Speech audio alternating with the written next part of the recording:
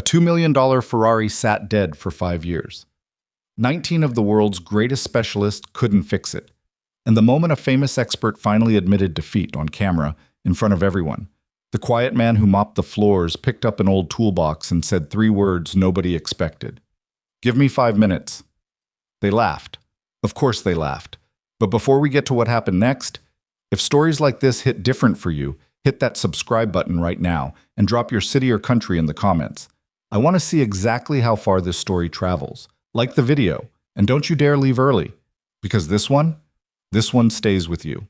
The morning it finally fell apart for Aurelia Prestige Motors started the way most catastrophic mornings do, quietly and without warning. It was a Tuesday in late October, the kind of morning where the California coastal air still carried a chill that hadn't quite decided whether it was going to burn off by noon or linger all day. The showroom floor at Aurelia Prestige Motors was immaculate, as always. Polished marble tiles reflected the overhead lighting, back up at the row of machines sitting along the walls like sculptures in a private museum. An Aston Martin the color of midnight, a Lamborghini Huracan in matte white, a Bentley Continental that a tech executive had custom-ordered down to the stitching pattern on the seats. And at the far end of the building, behind a frosted glass partition that separated the showroom from the service bay, sat the one car that nobody talked about anymore. A Ferrari 488 Pista, Rosso Corsa Red, carbon fiber hood vents, racing-derived aerodynamics that were supposed to generate enough downforce to stick the car to the road at speeds that would make most people's vision blur. On paper, it was a machine so precisely engineered that the factory had tested every single unit personally before it left Maranello. On paper. In reality, the Ferrari at Aurelia Prestige Motors had not started in 5 years. Not once. Not even a cough. Sienna Whitlock was 30 years old, and she had been running Aurelia Prestige Motors since the age of 26, which meant she had inherited this particular nightmare almost from day one. The car had arrived at the dealership as part of an estate acquisition, the kind of purchase that sounded like a win until you discovered why the previous owner had been quietly trying to offload it for years. She stood at her office window now, looking down through the glass at the service bay below, where a 12-person team from a diagnostic firm out of Germany was finishing their 3rd day of work on the Ferrari. They had flown in 2 days ago with equipment cases that required a separate freight shipment. They spoke confidently in technical language that made the other technicians nod along even when they didn't fully understand what was being said. They had charged a preliminary fee that made Sienna's CFO send her a text that just said 3 question marks. Sienna had told him not to worry about it. She was very good at saying that. She was not, at this particular moment, very good at believing it. Her assistant, a 24-year-old named Marco, who had the unfortunate habit of delivering bad news with a slightly apologetic smile, knocked twice and pushed the door open. "They want to do a full briefing this afternoon," he said, "in the main bay. They said they'd like the, He checked his notes. "The key stakeholders present." Sienna turned from the window. "Key stakeholders. They mean me. And possibly some of the senior staff. And they mentioned the group from Westport." Sienna felt her jaw tighten. "The Westport clients are here today?" "They came in for the Bentley walkthrough, but they know about the 488.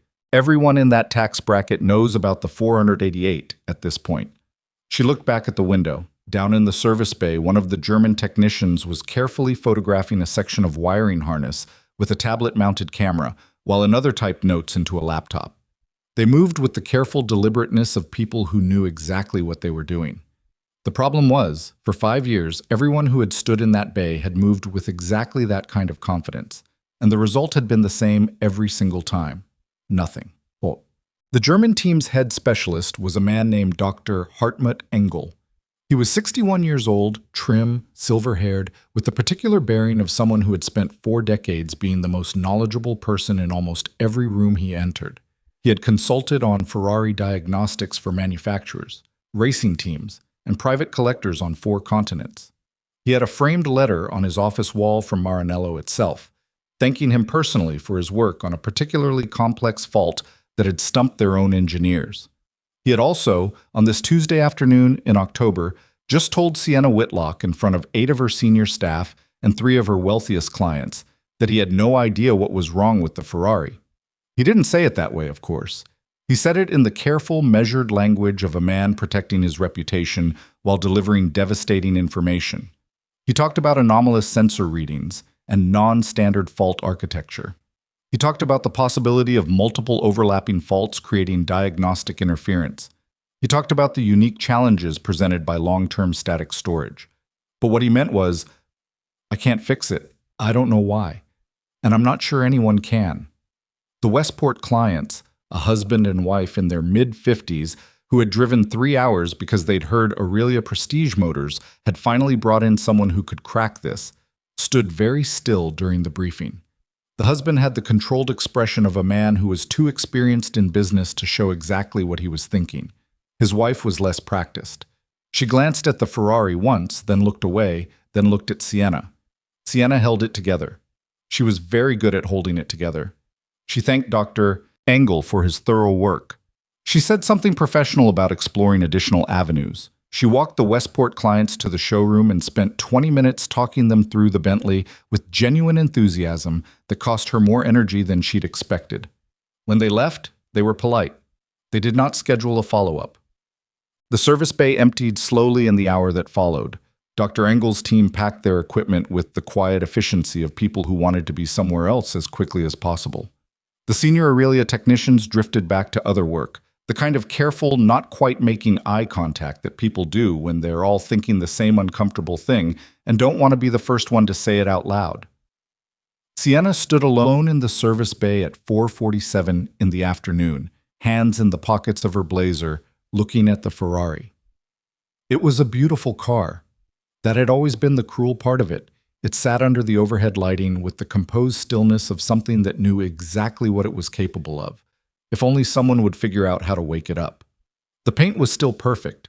Someone had been maintaining the exterior even through all the failed diagnostic attempts, because leaving a Ferrari to collect dust and fingerprints would have felt like giving up, and Sienna Whitlock didn't give up. She just wasn't sure what not giving up was supposed to look like anymore. She heard footsteps behind her, the soft sound of rubber soles on polished concrete, and she didn't turn around because she assumed it was Marco coming to tell her something else she didn't want to know. Bad day? It wasn't Marco's voice. She turned.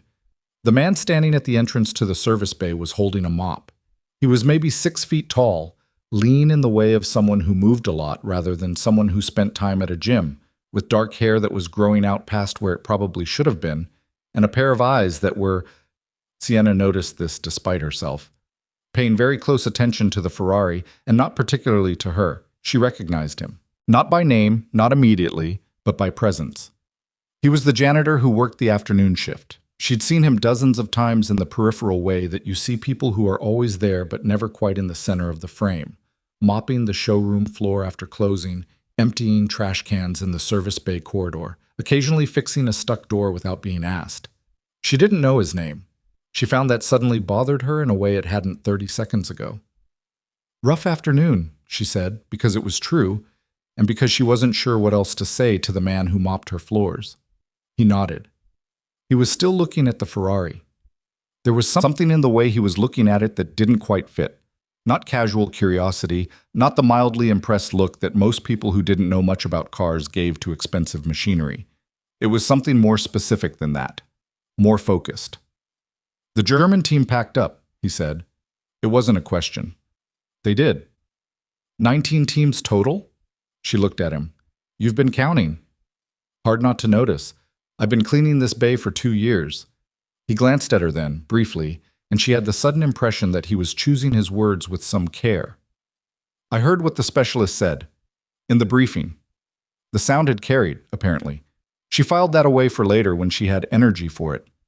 19 teams, she confirmed. Almost $2 million. 5 years. The janitor was quiet for a moment.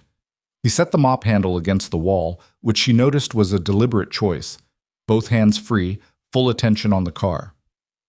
Can I ask where it was stored before it came here? Sienna blinked. What? The Ferrari. Before the estate acquisition. Do you know where it was stored? She tried to remember. The acquisition paperwork had been handled mostly by her predecessor, and she'd reviewed it years ago when she first took over. The estate was in Newport Beach. The car was kept at a facility near the coast. I'd have to check the exact records. The janitor nodded slowly, and something shifted in his expression. Not excitement exactly, more like the quiet internal click of a piece settling into place. "I'd like to take a look at it," he said. The silence that followed lasted about 3 seconds. To Sienna, it felt longer. "You want to look at the Ferrari?" "Yes." The Ferrari that 19 specialist teams and a world-renowned expert couldn't fix. "Yes." She studied him. He met her eyes steadily, without any of the performance that she'd learned to watch for in people who were about to sell her something. No manufactured confidence, no calculated pause for effect. He just looked at her the way someone looks when they've said a true thing and are waiting for the other person to catch up. She was the CEO of a luxury automobile dealership. She was standing in a service bay at the end of an extremely expensive, extremely public defeat. She had wealthy clients who had driven 3 hours and left disappointed. She had a Ferrari that had cost her company nearly $2 million in failed repairs and untold additional damage and lost credibility. She had nothing left to lose. 5 minutes, she said. She hadn't meant for it to become an audience. But the service bay at Aurelia Prestige Motors was a connected place, and word moved fast in connected places, faster still. When the word was something like the janitor's going to try to fix the Ferrari that stumped everyone. By the time Cole Maddox, she'd asked Marco for the name, had retrieved his toolbox from the supply closet, there were 11 people standing around the perimeter of the service bay. Dr. Engel's team had not yet left the building.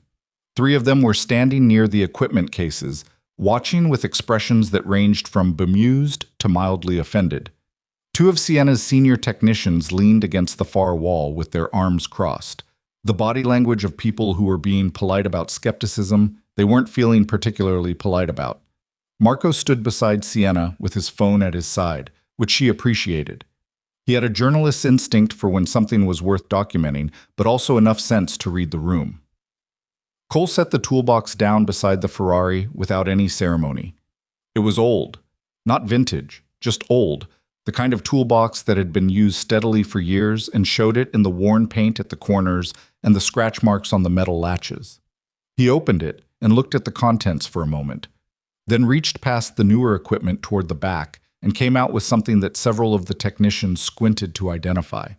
It was an analog multimeter, a small boxy thing with a physical needle dial instead of a digital readout, the kind of instrument that most diagnostic shops had replaced 15 or 20 years ago.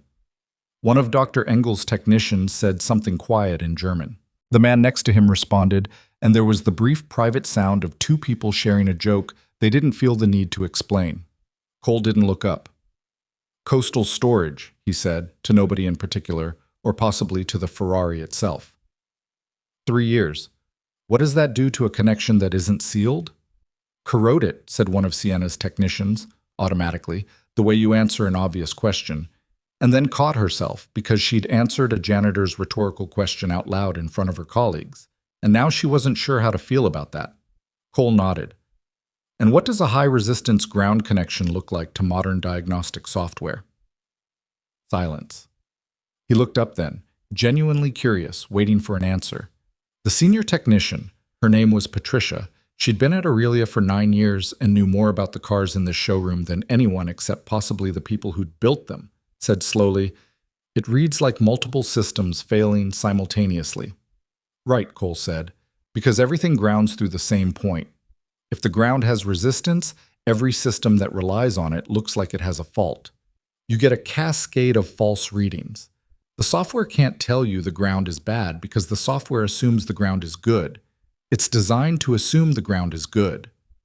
Dr. Engel, from across the service bay, said, "We checked ground connections."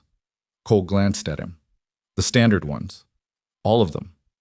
"There's one on the 488 that's not in the standard service documentation," Cole said.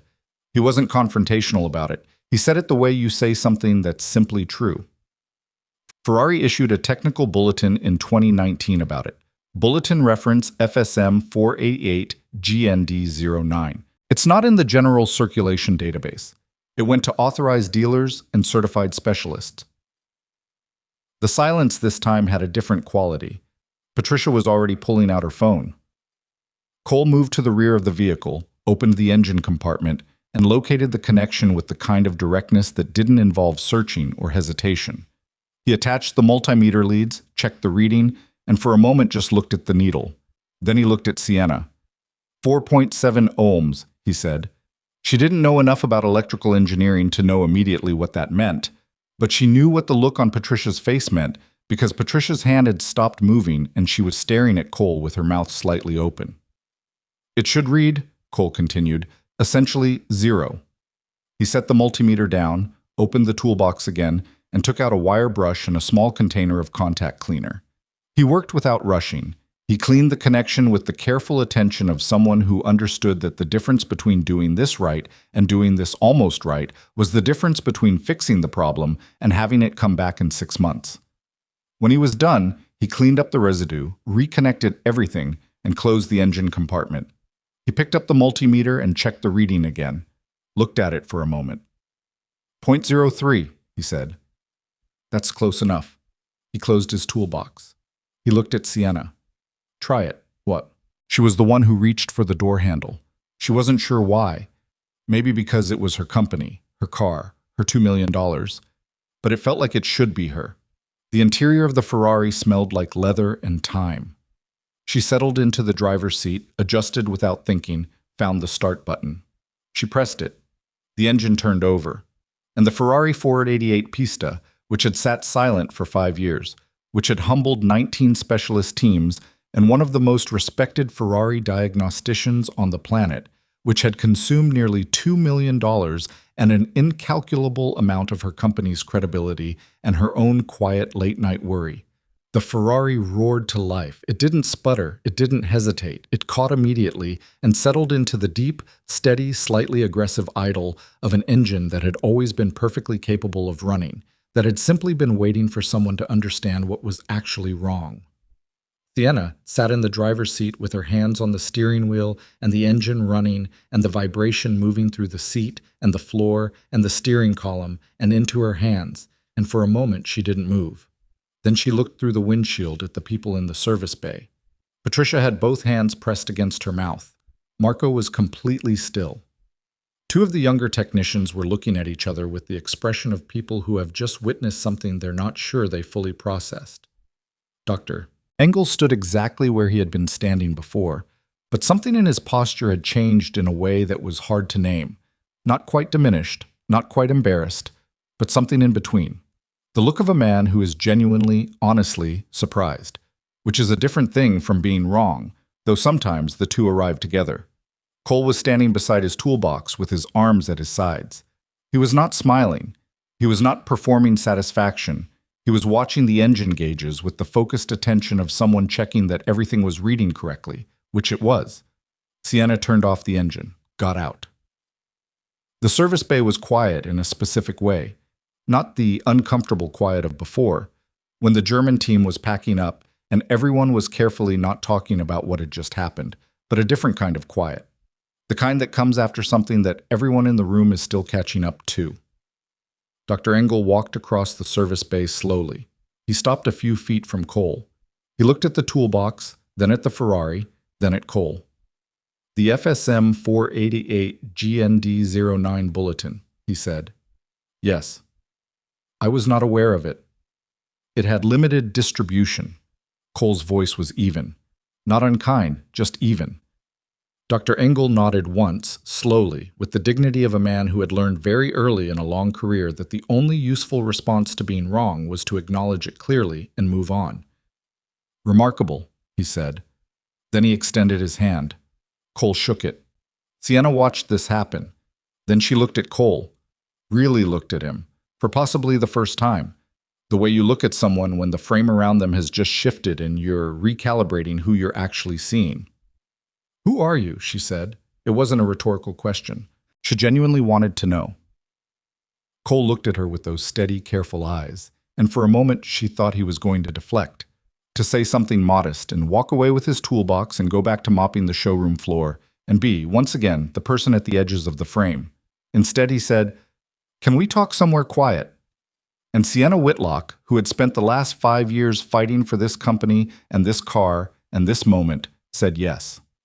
She found out later that Patricia had immediately looked up FSM 488 GND09 the second the engine started. It existed exactly as Cole had said. Limited distribution, issued to authorized dealers and certified specialists. The connection it described was non-standard, buried behind a heat shield in a location that would take specific knowledge to know to look for. And a standard digital multimeter would have given an inconclusive reading due to the way the corrosion had distributed the resistance unevenly across the contact surface. An analog multimeter, with a physical needle, would show the resistance clearly and immediately. Patricia had stared at the bulletin on her phone screen for a long time. Then she'd looked at the old toolbox Cole had left sitting beside the Ferrari while he went to talk to Sienna, and she'd thought about the specific, practiced way he'd moved through the diagnostic.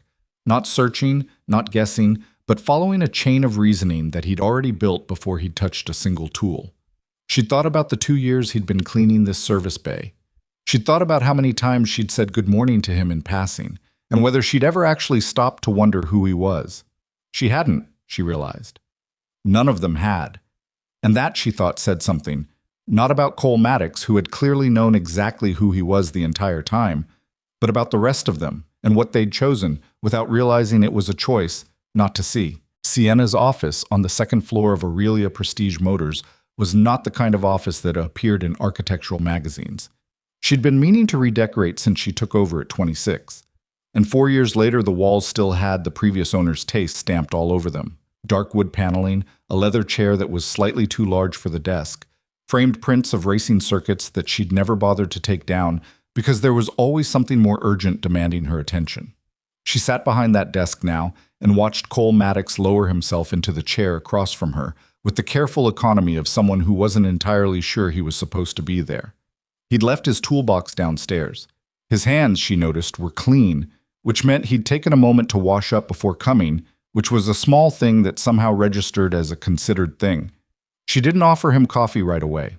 She waited, because in her experience, the first 30 seconds of silence in a conversation like this told you a great deal about a person. Cole looked around the office once, briefly, taking it in without comment. Then he looked at her. "You want to know how I knew?" he said. "I want to know a lot of things," Sienna said. "Start with that one." He was quiet for a moment, and she got the impression he was deciding not where to start, but how much ground to cover. "I worked on 488s for a long time. When you said coastal storage, something clicked. The 488 has a ground connection behind the right rear heat shield that's not in the standard service manual. Ferrari added it late in the production run to address a grounding issue on the track variants. They documented it internally and sent a bulletin to certified specialists, but it never made it into the general service database. Most shops don't know it exists. But you did. I did. Because you were a certified specialist. He didn't answer immediately. He looked at his hands for a second, then back at her. Yes. Sienna leaned back in the oversized chair that didn't quite fit the desk. Cole? It is Cole, right? Marco can confirm the name, but I'd rather hear it from you. Cole Maddox. Cole. She said it once, settling it. You've been working here for 2 years, mopping floors, cleaning the service bay, watching 19 teams attempt to fix a car that you, apparently, knew how to fix. I didn't know for certain, he said. I had a theory. A theory that turned out to be right. Yes. Why didn't you say something earlier? She kept her voice even when she asked it, because it wasn't an accusation, or at least she didn't mean it as one. It was a genuine question that she genuinely needed the answer to. Cole looked at her steadily. I did once. About 18 months ago. I mentioned to the service manager at the time, before Patterson, the one before him, that coastal storage could create grounding issues that wouldn't show up on digital diagnostics. He told me to focus on my area of responsibility. A small pause. Those were the exact words. Sienna felt something tighten in her chest that wasn't quite anger and wasn't quite embarrassment, but was somewhere in the territory between both. Who was that? It doesn't matter. It matters to me. His name was Gerald Fossey. He left 8 months ago. Cole's voice carried no particular edge when he said it. It was just information. I don't think he was a bad person. I think he saw a janitor offering an opinion on a problem that the best specialists in the world hadn't solved, and it didn't compute. I understood that. You understood it, Sienna repeated. Doesn't mean I agreed with it. She looked at him for a long moment. Outside her office window, she could hear the distant sound of the service bay, someone testing something, the brief rev of an engine that wasn't the Ferrari, ordinary sounds of an ordinary afternoon that now felt oddly disconnected from the extraordinary thing that had happened an hour ago. "I need to understand who I'm talking to," she said finally, "and I mean that as a practical statement, not a personal one. So I'm going to ask you directly, and I'd appreciate a direct answer. What is your background?" Cole took a breath. Not a stalling breath, more like the breath of someone who doesn't talk about something often and is reminding themselves that it's fine to talk about it now. "I started working with Ferrari systems when I was 22, he said. "Started as a technician at an authorized dealer in San Jose. Good at it. Moved up fast, got my advanced certification at 25, moved into specialist diagnostics at 27. By the time I was 30, I was doing consulting work, dealers and private collectors who had problems nobody else could solve." "How long did you do that?" 12 years? Sienna did the math quietly. 12 years of specialist consulting, which meant he'd stopped around. She looked at him. 32 years old now. He would have been about 28 when he stopped. "What happened?" she asked. The quality of the silence that followed was different from the earlier ones. The earlier silences had been thoughtful, measured. This one had weight to it. "My wife died," Cole said. He said it the way people say things they've said many times, not without feeling, but with the practice of having moved through the feeling enough times that the words themselves no longer broke you. "Car accident, 4 years ago. We had a daughter. She was 3. Sienna didn't say she was sorry, because in her experience those words, however genuine, often landed as a kind of punctuation that invited someone to move on when they weren't ready to. She stayed quiet, which was sometimes the more useful thing. "The consulting work, the schedule wasn't compatible with being a single parent," Cole continued. "I was traveling 2-3 weeks a month. Clients don't hire you to solve a diagnostic problem and then wait patiently while you arrange childcare across 3 time zones. So I stopped." He said it without bitterness, which she found more affecting than bitterness would have been. "I needed something local, predictable hours. I needed to be able to pick Lily up from school at 3:15 every afternoon without someone telling me that was a problem. And janitorial work gave you that." "Janitorial work gave me that?" Sienna looked at him. She was good at reading people. You had to be in the business she was in, where most transactions involved enough money that everyone was performing some version of confidence or certainty that they didn't entirely feel. Cole Maddox was not performing anything. He was sitting in her too large leather chair across from her too large desk and telling her the unvarnished truth about his life with the straightforward calm of a man who had made his peace with his choices even when those choices had cost him something.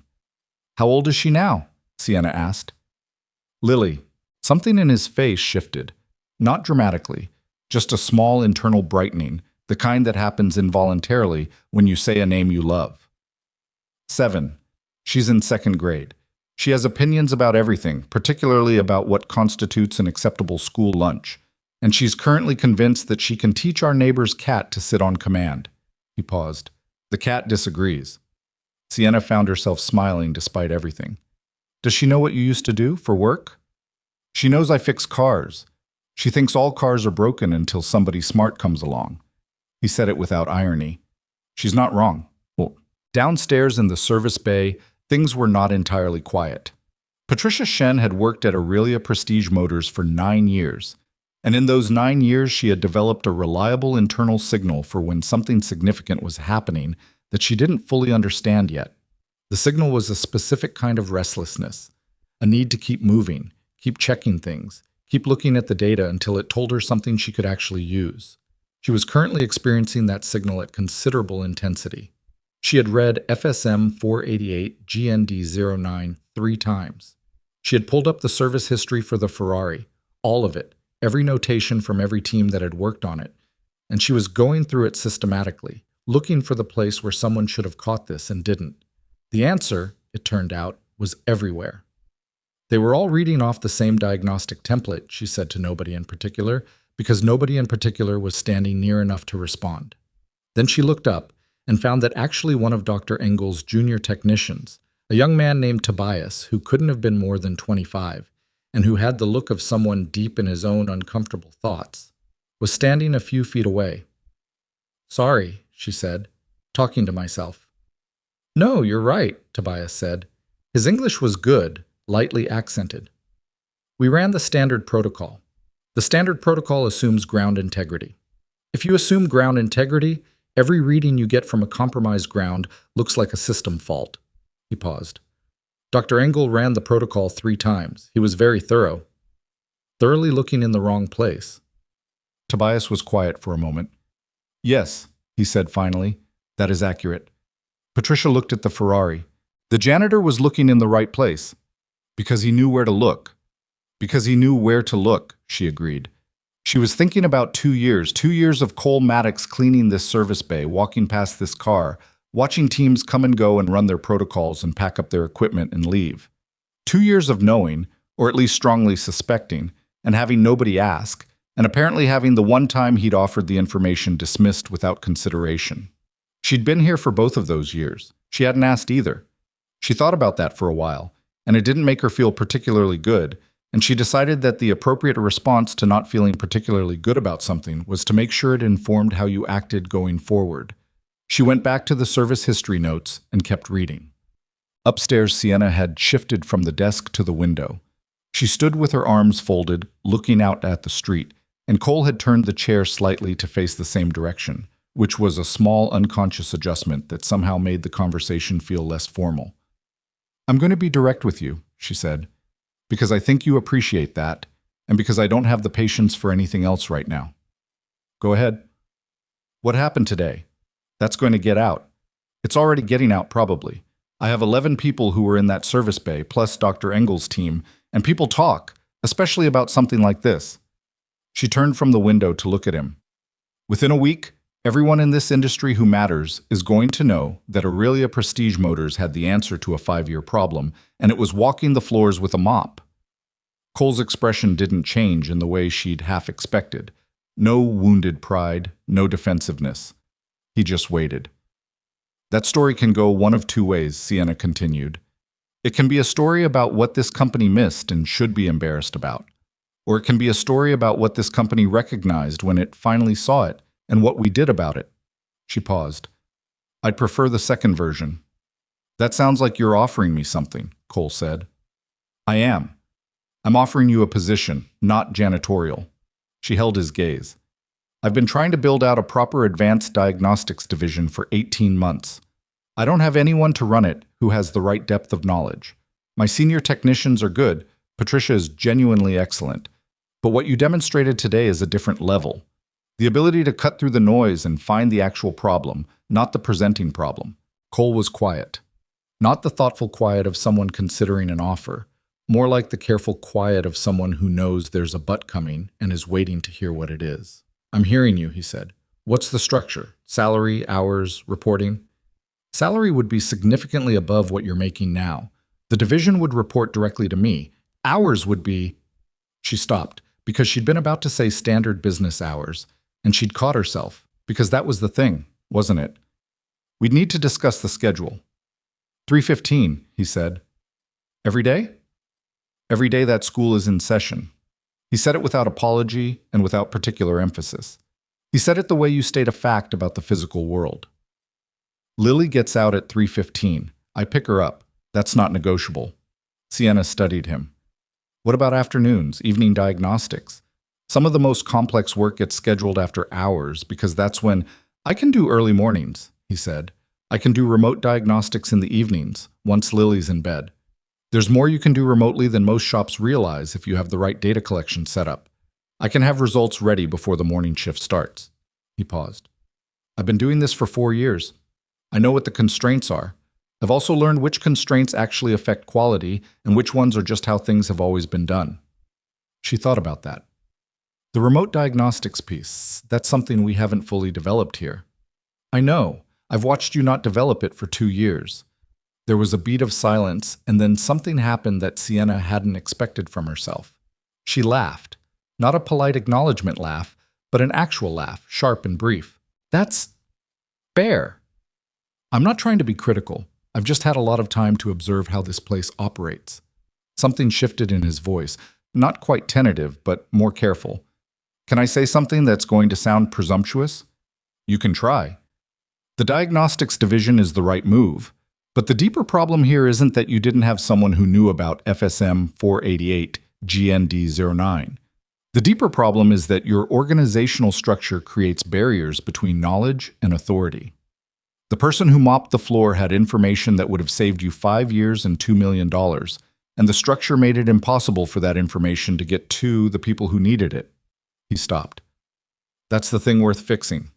Sienna looked at him for a long moment. You've been thinking about this. I've had time. Most people in your position would have just been frustrated. I was frustrated, he said. Being frustrated and thinking about the problem aren't mutually exclusive. She turned back to the window, thinking. The afternoon light had shifted. It was past 5 now, the California sun moving toward the horizon, the street outside quieting as the business day wound down. She could see her own reflection faintly in the glass, overlaid on the view of the street below. She thought about Gerald Fossey telling Cole to focus on his area of responsibility. She thought about 19 teams and nearly $2 million. She thought about the Ferrari starting on the first try after 5 years of silence. All right, she said, there's one more thing I need to say, and then I'd like to hear what you'd need from this company to take the position. Okay? I owe you an apology. She turned from the window and said it directly, looking at him. Not for what Gerald Fossey said, although that situation shouldn't have been possible. For the 2 years I walked past you without actually seeing you. That's on me. Cole was quiet for a moment. She couldn't entirely read what was in his expression. It wasn't uncomfortable, wasn't dismissive. It was the look of someone receiving something they hadn't expected and weren't quite sure what to do with yet. I appreciate that, he said finally, genuinely. But? No but. He paused. People overlook the person cleaning the room. It's not unique to you. I've never taken it personally. You should be able to take it personally, Sienna said. That's the whole point. He looked at her with something that might have been the beginning of a different kind of consideration, not just evaluating the offer, but evaluating her, which was fair. She was asking him to trust a company that had already given him a specific and concrete reason not to. What would you need? She asked again. To take the position. Tell me specifically. Cole was quiet for long enough that she thought he might not answer immediately. Then he said, There's something I'd want that isn't about salary or hours. Tell me. My father was a mechanic, Cole said. Not Ferrari. He worked on regular cars in a regular shop in Sacramento. He never made a lot of money. But when I was 16, the shop owner let me come in on Saturdays and learn. No pay, just access and someone willing to answer questions. He paused. That's how I started. Not a degree program, not a formal apprenticeship, just an experienced person deciding that a kid who was curious deserved a chance. Sienna waited. I want to build something like that into the division, he said. Structured apprenticeships for young people who have aptitude but not connections. Not charity, real positions, with real pay, learning real skills. The kind of thing that doesn't exist much anymore because the economics of running a luxury dealership don't naturally create it. Sienna looked at him. That would cost the company money. Yes, he said, it would. And it would also eventually produce technicians who are loyal and capable and who know this company's vehicles better than anyone else's, because this is where they learned. He met her eyes. Good investments usually cost money up front. She was quiet for a moment. Outside, a car passed on the street below. Somewhere in the building, a door closed. How many apprentices? She asked. Start with 2, see how it works. Paid. Paid. Real salary, not stipend. People need to eat. She nodded slowly. She was already thinking about the budget implications, the HR structure, the liability framework, the machine of running a business that never stopped grinding in the background of her mind. But underneath all of that was something cleaner and more certain. She had found someone remarkable, and the terms he was asking for were not unreasonable. They were, in fact, the terms of someone who understood exactly what he was worth and had decided to spend some of that value on something other than himself. I'll need a few days to put together a proper offer, she said. Numbers, structure, the apprenticeship framework. I want to do it right, not just fast. Cole stood up from the chair. I'd rather you do it right. What are you going to do in the meantime? He glanced at the window, at the fading afternoon light, and something in his face changed in that involuntary way again.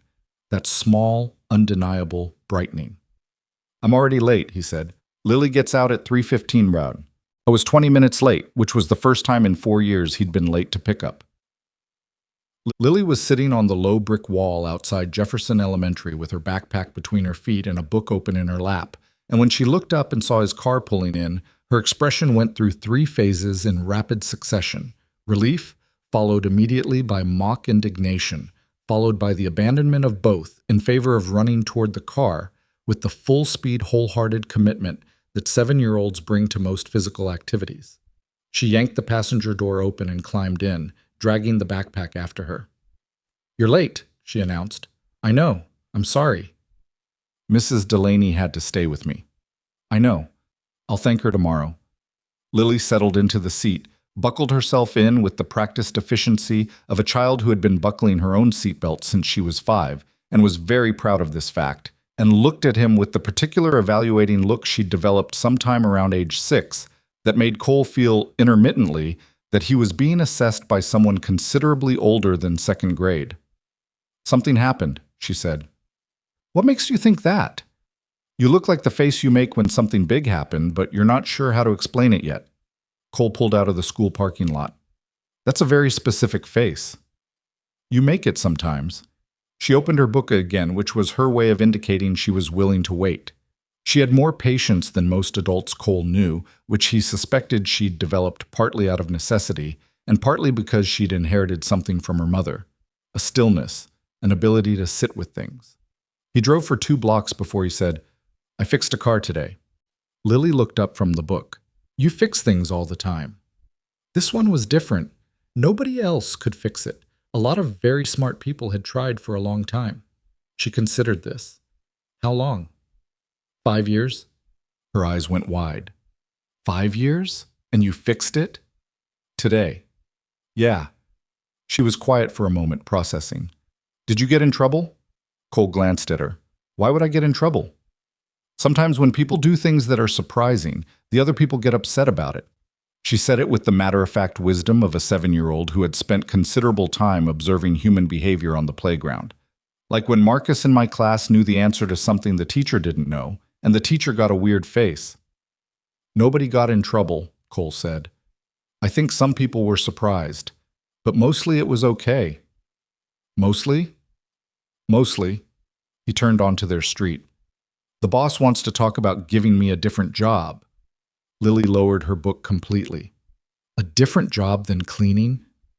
"A different job than cleaning." She thought about this with visible seriousness. "Would you still pick me up?" And there it was, Cole thought. The question under all the other questions, the one that was always underneath, the one he'd structured 4 years of his life around being able to answer correctly. "Every day," he said. 3:15. "That's the deal."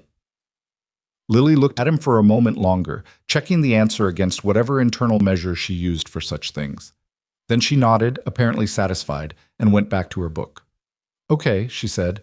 Cole pulled into the driveway and turned off the engine and sat there for a moment in the quiet of the car with the evening coming on and his daughter reading beside him. And he thought about the Ferrari starting under his hands, and Dr. Engel's face, and Sienna Whitlock asking, "Who are you?" and the offer she'd placed on the table with the careful seriousness of someone who intended to follow through on it. He thought about his father's hands, grease dark at the end of a Saturday, handing him a wrench and saying, "Now you try." And the way that single gesture had pointed his entire life in a direction he hadn't fully understood until much later. He thought about Gerald Fossey telling him to focus on his area of responsibility. He thought about Lily, who had waited on a brick wall for 20 minutes with her backpack between her feet and not complained once. "Dad," Lily said without looking up from her book. "Yeah." "The cat learned to sit." "What?" "Mrs. Patterson's cat. I told you she'd figure it out." She turned a page. "It just took longer than I expected because cats make their own schedule." Cole sat with that for a moment. Then he got out of the car, went around to her side, and opened the door. "Come on," he said. "Tell me about the cat."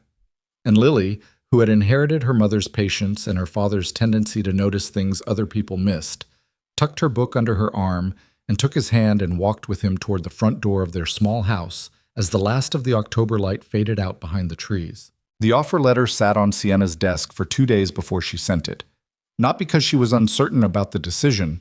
She'd made that decision in her office while Cole was still sitting across from her, before he'd even finished talking about his father and the Saturday mornings in Sacramento.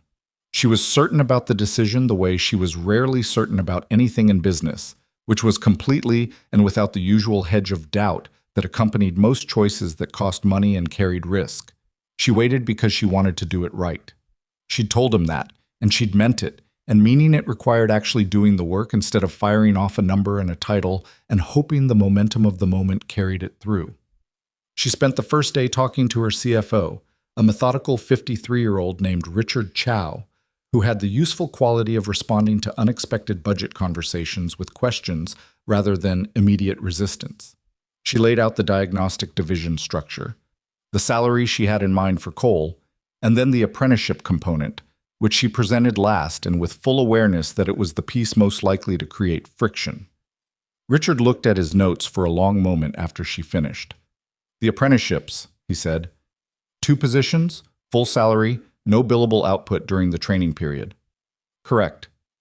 That's a cost center, not a revenue center, for at least the first year." "Yes. And this is a condition of the hire." "It's a condition of the hire." Richard tapped his pen against the legal pad, his actual physical legal pad, because Richard Chow did not take notes on a screen, a habit Sienna had stopped trying to change 18 months ago. "Can I ask what the strategic rationale is?"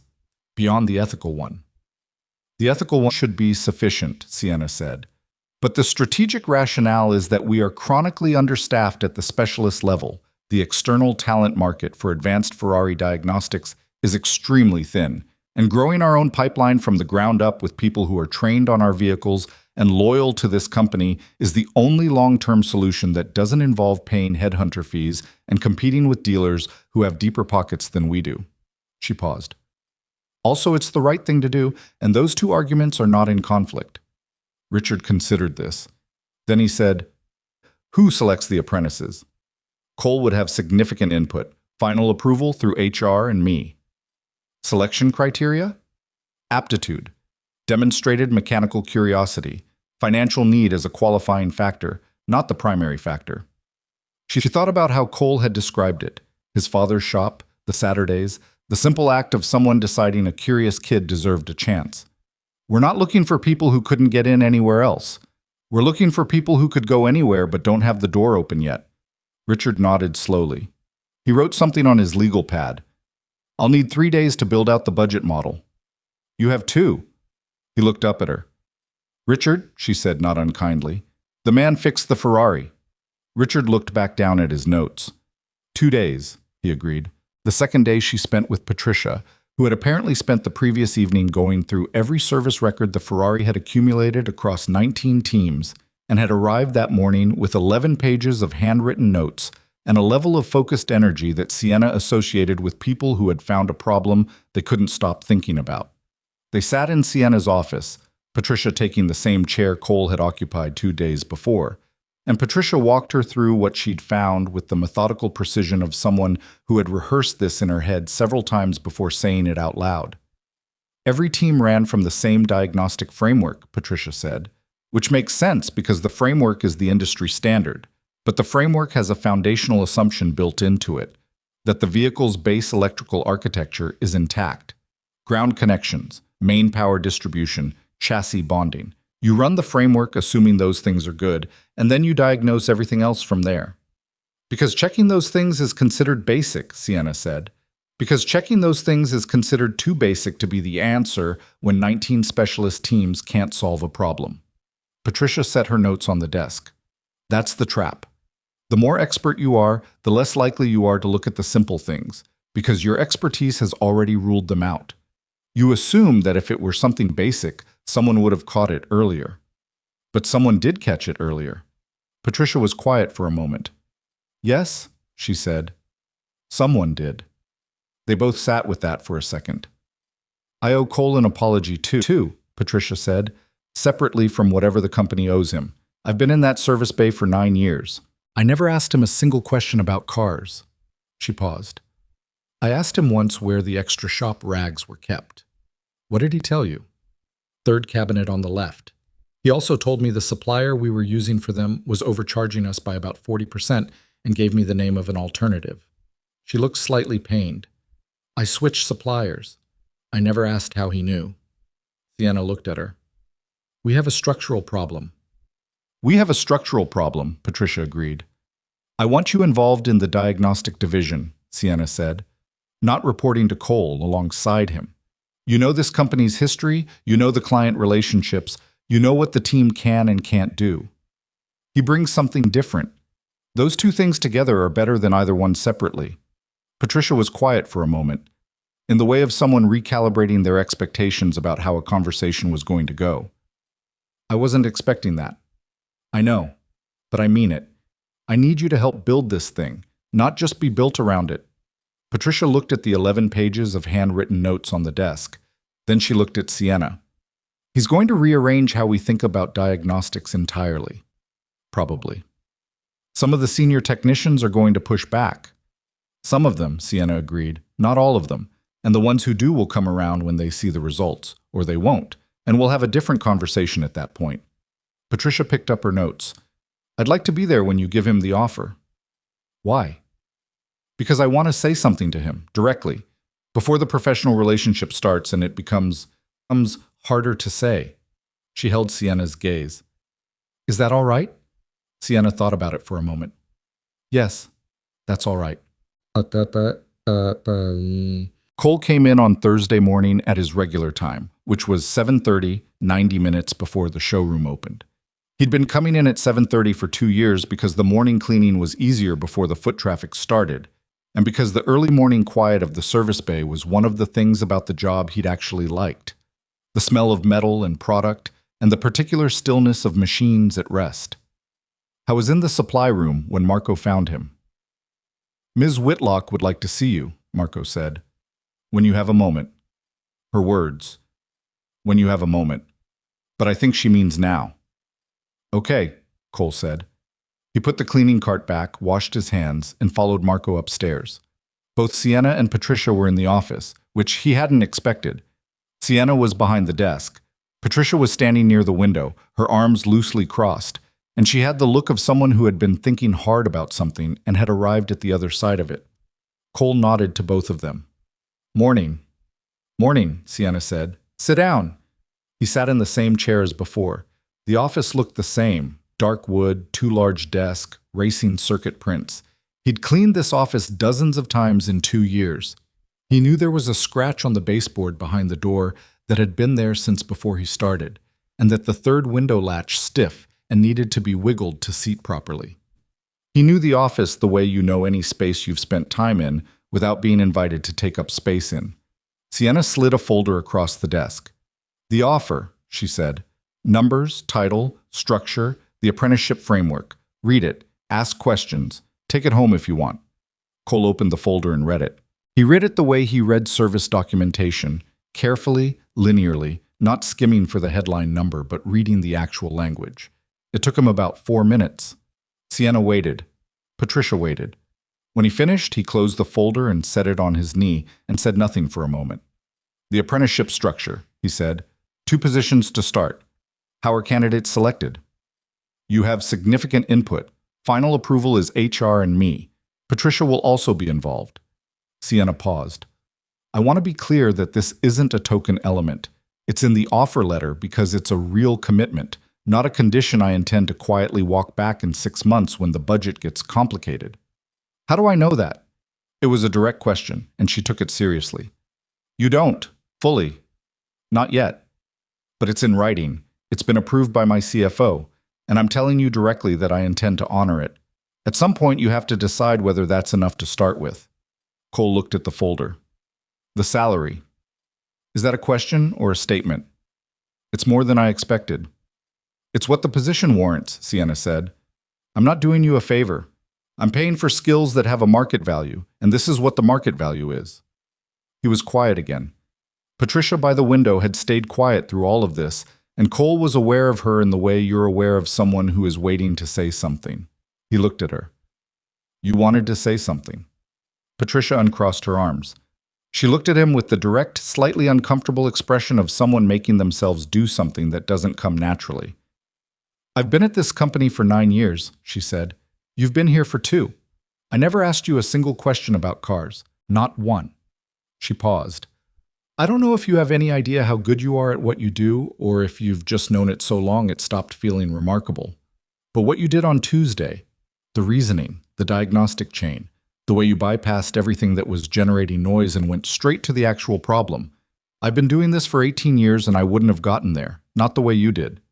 Cole looked at her steadily. "You would have gotten there eventually." "Maybe, but 5 years is a long eventually." She held his gaze. "I'm sorry I never asked. I'm sorry the company created a situation where the right information existed and the wrong people had access to it. And I'd like to, if you take the position, I'd like to actually work with you, not just alongside you. I think I can learn things from you I can't learn anywhere else." It was a longer speech than she'd clearly intended to give, and she looked faintly self-conscious at the end of it, which made it land more sincerely than if she'd delivered it smoothly. Cole was quiet for a moment. Then he said, "I think I can learn things from you too. You know this company's vehicles better than anyone. That matters." Patricia nodded. "Okay." She said it simply, like a handshake, like a thing decided. Sienna looked between them. "Do you have other questions about the offer?" Cole looked down at the folder. He thought about the salary, which was more than he'd made in his last year of consulting, which he hadn't expected. He thought about the apprenticeship framework, 2 positions, real pay. The door opened for people who didn't have someone to open it for them. He thought about the schedule, the specific language in the offer letter about flexible start times and remote diagnostic capability, and the line that Patricia had apparently insisted on including, which read, "Daily schedule to be arranged in accordance with employees' family obligations, with pickup at 3:15 p.m. protected as a standing commitment." That line. Someone had put that line in writing. "I have one question," he said. "Go ahead." "The remote diagnostics infrastructure. I'd want to build it out properly, not just patch something together. That's an upfront cost. Equipment, software licensing, the data architecture to support real-time remote access to vehicle systems. It's not cheap." Sienna looked at him. "How not cheap?" "I'd need to put together a proper proposal, but my estimate is somewhere between 40 and 60,000 to do it right." She didn't flinch, which he noted. "Put together the proposal. I'll take it to Richard. If the numbers hold up, we'll approve it. And if they don't hold up, then we'll negotiate. But I'd rather do this right than cheap." She paused, and he recognized his own words from 2 days ago coming back to him. "You said that. I did. It was good advice." She held out her hand across the desk. "Do we have a deal?" Cole looked at her hand. He thought about Tuesday morning, the Ferrari silent for 5 years, the German team packing up their cases, everyone in the service bay who had looked at him and seen the man who mopped the floor. He thought about Gerald Fossey and focus on your area of responsibility, and the particular loneliness of knowing something useful that nobody wanted to know. He thought about Lily on the brick wall, book open, waiting. He reached across the desk and shook Sienna's hand. "We have a deal," he said. Long. His last day as a janitor was a Friday. He'd given a week's notice to the facilities manager, a quiet man named Hector, who had been Cole's direct supervisor for 2 years, and who received the news with the slightly dazed expression of someone who has just learned that the quiet guy they thought they knew was actually something else entirely. "I heard about the Ferrari," Hector said. He was sitting behind his small desk in the facilities office, which was a room most of the dealership staff had probably never been in. "Word got around." "It tends to," Cole said. "Why didn't you tell me? That you had all that background?" Cole considered the question seriously because Hector deserved a serious answer. "It wasn't relevant to the job," he said. "And I needed the job to be what it was, like predictable, manageable, local. If I'd walked in and told you I used to be a Ferrari specialist, it would have complicated things." Hector thought about that.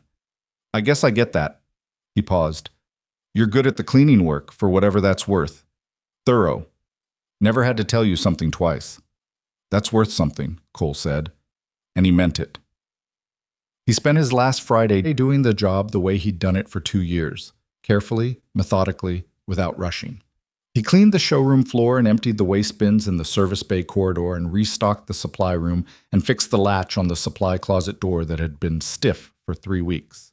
He did these things without ceremony because they were worth doing well regardless of what came next, and because the man his father had raised didn't walk away from a responsibility half-finished. At 2 in the afternoon, Patricia found him in the service bay. She was carrying 2 cups of coffee, which she extended toward him with the slightly awkward energy of someone making a gesture that doesn't come entirely naturally to them. I thought, if you had a minute. He took the coffee. I have a minute. They stood near the Ferrari, which was still there, still running. They'd started it twice since Tuesday to verify the fix held, and it had turned over immediately both times, clean and certain, the engine settling into its idle, like something that had been waiting to do exactly this for a very long time. How does it feel? Patricia asked. The coffee's good. I meant... She gestured at the bay, the car, the general territory of the last 2 years. Leaving this version of the job, Cole looked around the service bay. The overhead lights, the tool chests along the wall, the familiar geometry of the space. Honestly, I don't know yet. Ask me in a month. Fair. She sipped her coffee. I want to ask you something that's maybe none of my business. You can ask. The 4 years, working here, doing this, knowing what you knew. She chose the words carefully. Was it hard? Watching teams come through and miss things you could see? He was quiet for a moment. Not the deflecting kind of quiet, but the kind where you're actually checking in with the honest answer before you say it. Sometimes, he said, less than you'd think most of the time. I made a choice about what mattered, and I was clear on the choice, and clarity helps. He paused. The Fosse thing bothered me more than I usually let myself think about. Not because of what he said specifically, but because I'd been careful. I picked the right moment, framed it right, wasn't asking for anything except for the information to get where it needed to go. He looked at his coffee. And it still went nowhere. That stayed with me. I can imagine. It made me understand something, though. The problem wasn't him specifically. The problem was the structure. When the structure makes it impossible for information to flow in certain directions, eventually everyone inside the structure stops expecting information to come from those directions. It's not malice. It's just gravity. Things fall the way the structure points them. Patricia looked at the Ferrari. You're going to change some things. I'm going to try to change some things, he said, with Patricia Shen's help, apparently. She glanced at him. You're not nervous about it? I'm very nervous about it, he said, with a straightforwardness that seemed to surprise her. I've been out of the professional side of this for 4 years. The diagnostic technology has moved. The software platforms I worked with have been updated or replaced. There are probably things the junior technicians know that I'm going to have to ask about without making it weird. He paused. I'm also nervous about being the person people look to for answers when I don't have one yet. That's a different kind of pressure than mopping a floor. It is, Patricia agreed. But I'd rather be nervous and in the right room than comfortable and in the wrong one. He finished his coffee. That's a thing I decided. Monday morning came the way first days tend to, with the specific energy of something that had been abstract becoming suddenly and irrevocably concrete. Cole arrived at 7:15. He was wearing the same kind of clothes he'd worn every day for 2 years, clean jeans, a work shirt, because he didn't own the kind of clothes that said department head, and he hadn't gone out and bought any, because he was Cole Maddox and he was going to figure out who he was in this new version of the job before he started performing it through wardrobe choices. The service bay was already occupied. Patricia was at one of the diagnostic stations, pulling up a vehicle history on a client's Porsche 911 that had come in over the weekend with an intermittent stumble at highway speed. 2 of the other technicians, Marcus, who had been at the company for 3 years, and a newer hire named Dev, were at their respective stations, doing the quiet preparatory work of the early morning. They both looked up when Cole walked in. Marcus had been one of the people in the service bay on Tuesday. He'd been one of the ones who hadn't laughed, which Cole had noticed. He nodded now, a contained professional nod. Morning. Morning, Cole said. Dev, who was 24 and had been with the company for 7 months, did something slightly different. He looked at Cole with the specific focused interest of a young person encountering someone they've decided they want to learn something from, which Cole recognized because he'd felt that way himself once. In a shop in Sacramento on a Saturday morning, watching a man who knew things he didn't know yet. He'd deal with that carefully. The worst thing he could do with that kind of energy was either discourage it or encourage it too fast, before there was anything real to back it up with. He found his workstation. Patricia had set one up for him at the far end of the bay, good natural light, access to both the main diagnostic terminals and the window that looked out on the service drive. In front of it for a moment, looking at the new equipment, the current generation diagnostic interface, the high-resolution monitor running the latest Ferrari DIS software. Then he sat down and started reading the manual. He wasn't too proud for that. The manual was where you started when you'd been away from something for a while, because the manual told you what had changed, and knowing what had changed was the foundation of knowing what you were actually dealing with. Pride was the thing that made experienced people skip the manual and assume they already knew everything they needed to know, and he'd seen often enough where that led. Patricia walked over after about 20 minutes. "How's the new interface?" "Different from what I remember. There's a filtering system here." He indicated a menu structure on the screen. "That looks like it should do something useful, but I can't figure out what it's actually doing to the data before it presents it." "It's smoothing the readings, averaging across a rolling window to eliminate signal noise." Cole looked at it. "Which also eliminates transient faults." "Yes." Patricia's expression said that she'd had thoughts about this already. "It's the factory setting. I've been meaning to dig into whether we can adjust the window size. If you can get me the technical documentation for the software, I'd like to look at that." He paused. "It's the kind of thing that would make a high-resistance ground fault harder to detect on this system." Patricia looked at the screen, then at him. Then she went and found the documentation. By 10 o'clock, they had the Porsche's intermittent stumble narrowed down to a fuel injector on cylinder 4 that was borderline on its spray pattern. Not bad enough to throw a fault code, not good enough to deliver consistent fuel atomization under load. Dev had been the one to run the initial pressure test, and his numbers were accurate, and Cole told him so directly and without embellishment, because accurate work deserved acknowledgement, and embellishment would have felt like condescension. Dev nodded and wrote something in his notebook, which Cole noticed he kept on the bench beside him at all times. At noon, Sienna came down to the service bay. She did it without announcement, which Cole would learn was how she operated. She appeared places, watched for a while, said what she had to say, and left. She stood near the entrance to the bay for a few minutes, taking in the configuration of the space, the way the team was moving around each other, the particular atmosphere of a work environment in its early days of a new arrangement. Cole was at his station, working through the fuel system documentation on the Porsche. He was aware of her presence without turning around, the way you're aware of the position of everything in a room you know well. She walked over and stood beside his station. "How's the morning?" "Productive," he said. "I found 2 things in the standard diagnostic workflow that I want to adjust. Nothing dramatic, just filter settings that affect how the system presents certain kinds of data." Patricia's been thinking about the same things. "Are you going to agree with each other, or is this going to be a negotiation?" "Probably both," he said. "In that order." Sienna looked around the service bay. "The team seems settled." "It's one morning, ask me in a month." She almost smiled. "You keep saying that." "It keeps being true." She was quiet for a moment, watching Marcus wheel a parts cart across the bay with the unhurried efficiency of someone who'd done it 1,000 times. "I want to talk about the apprenticeship candidates this week.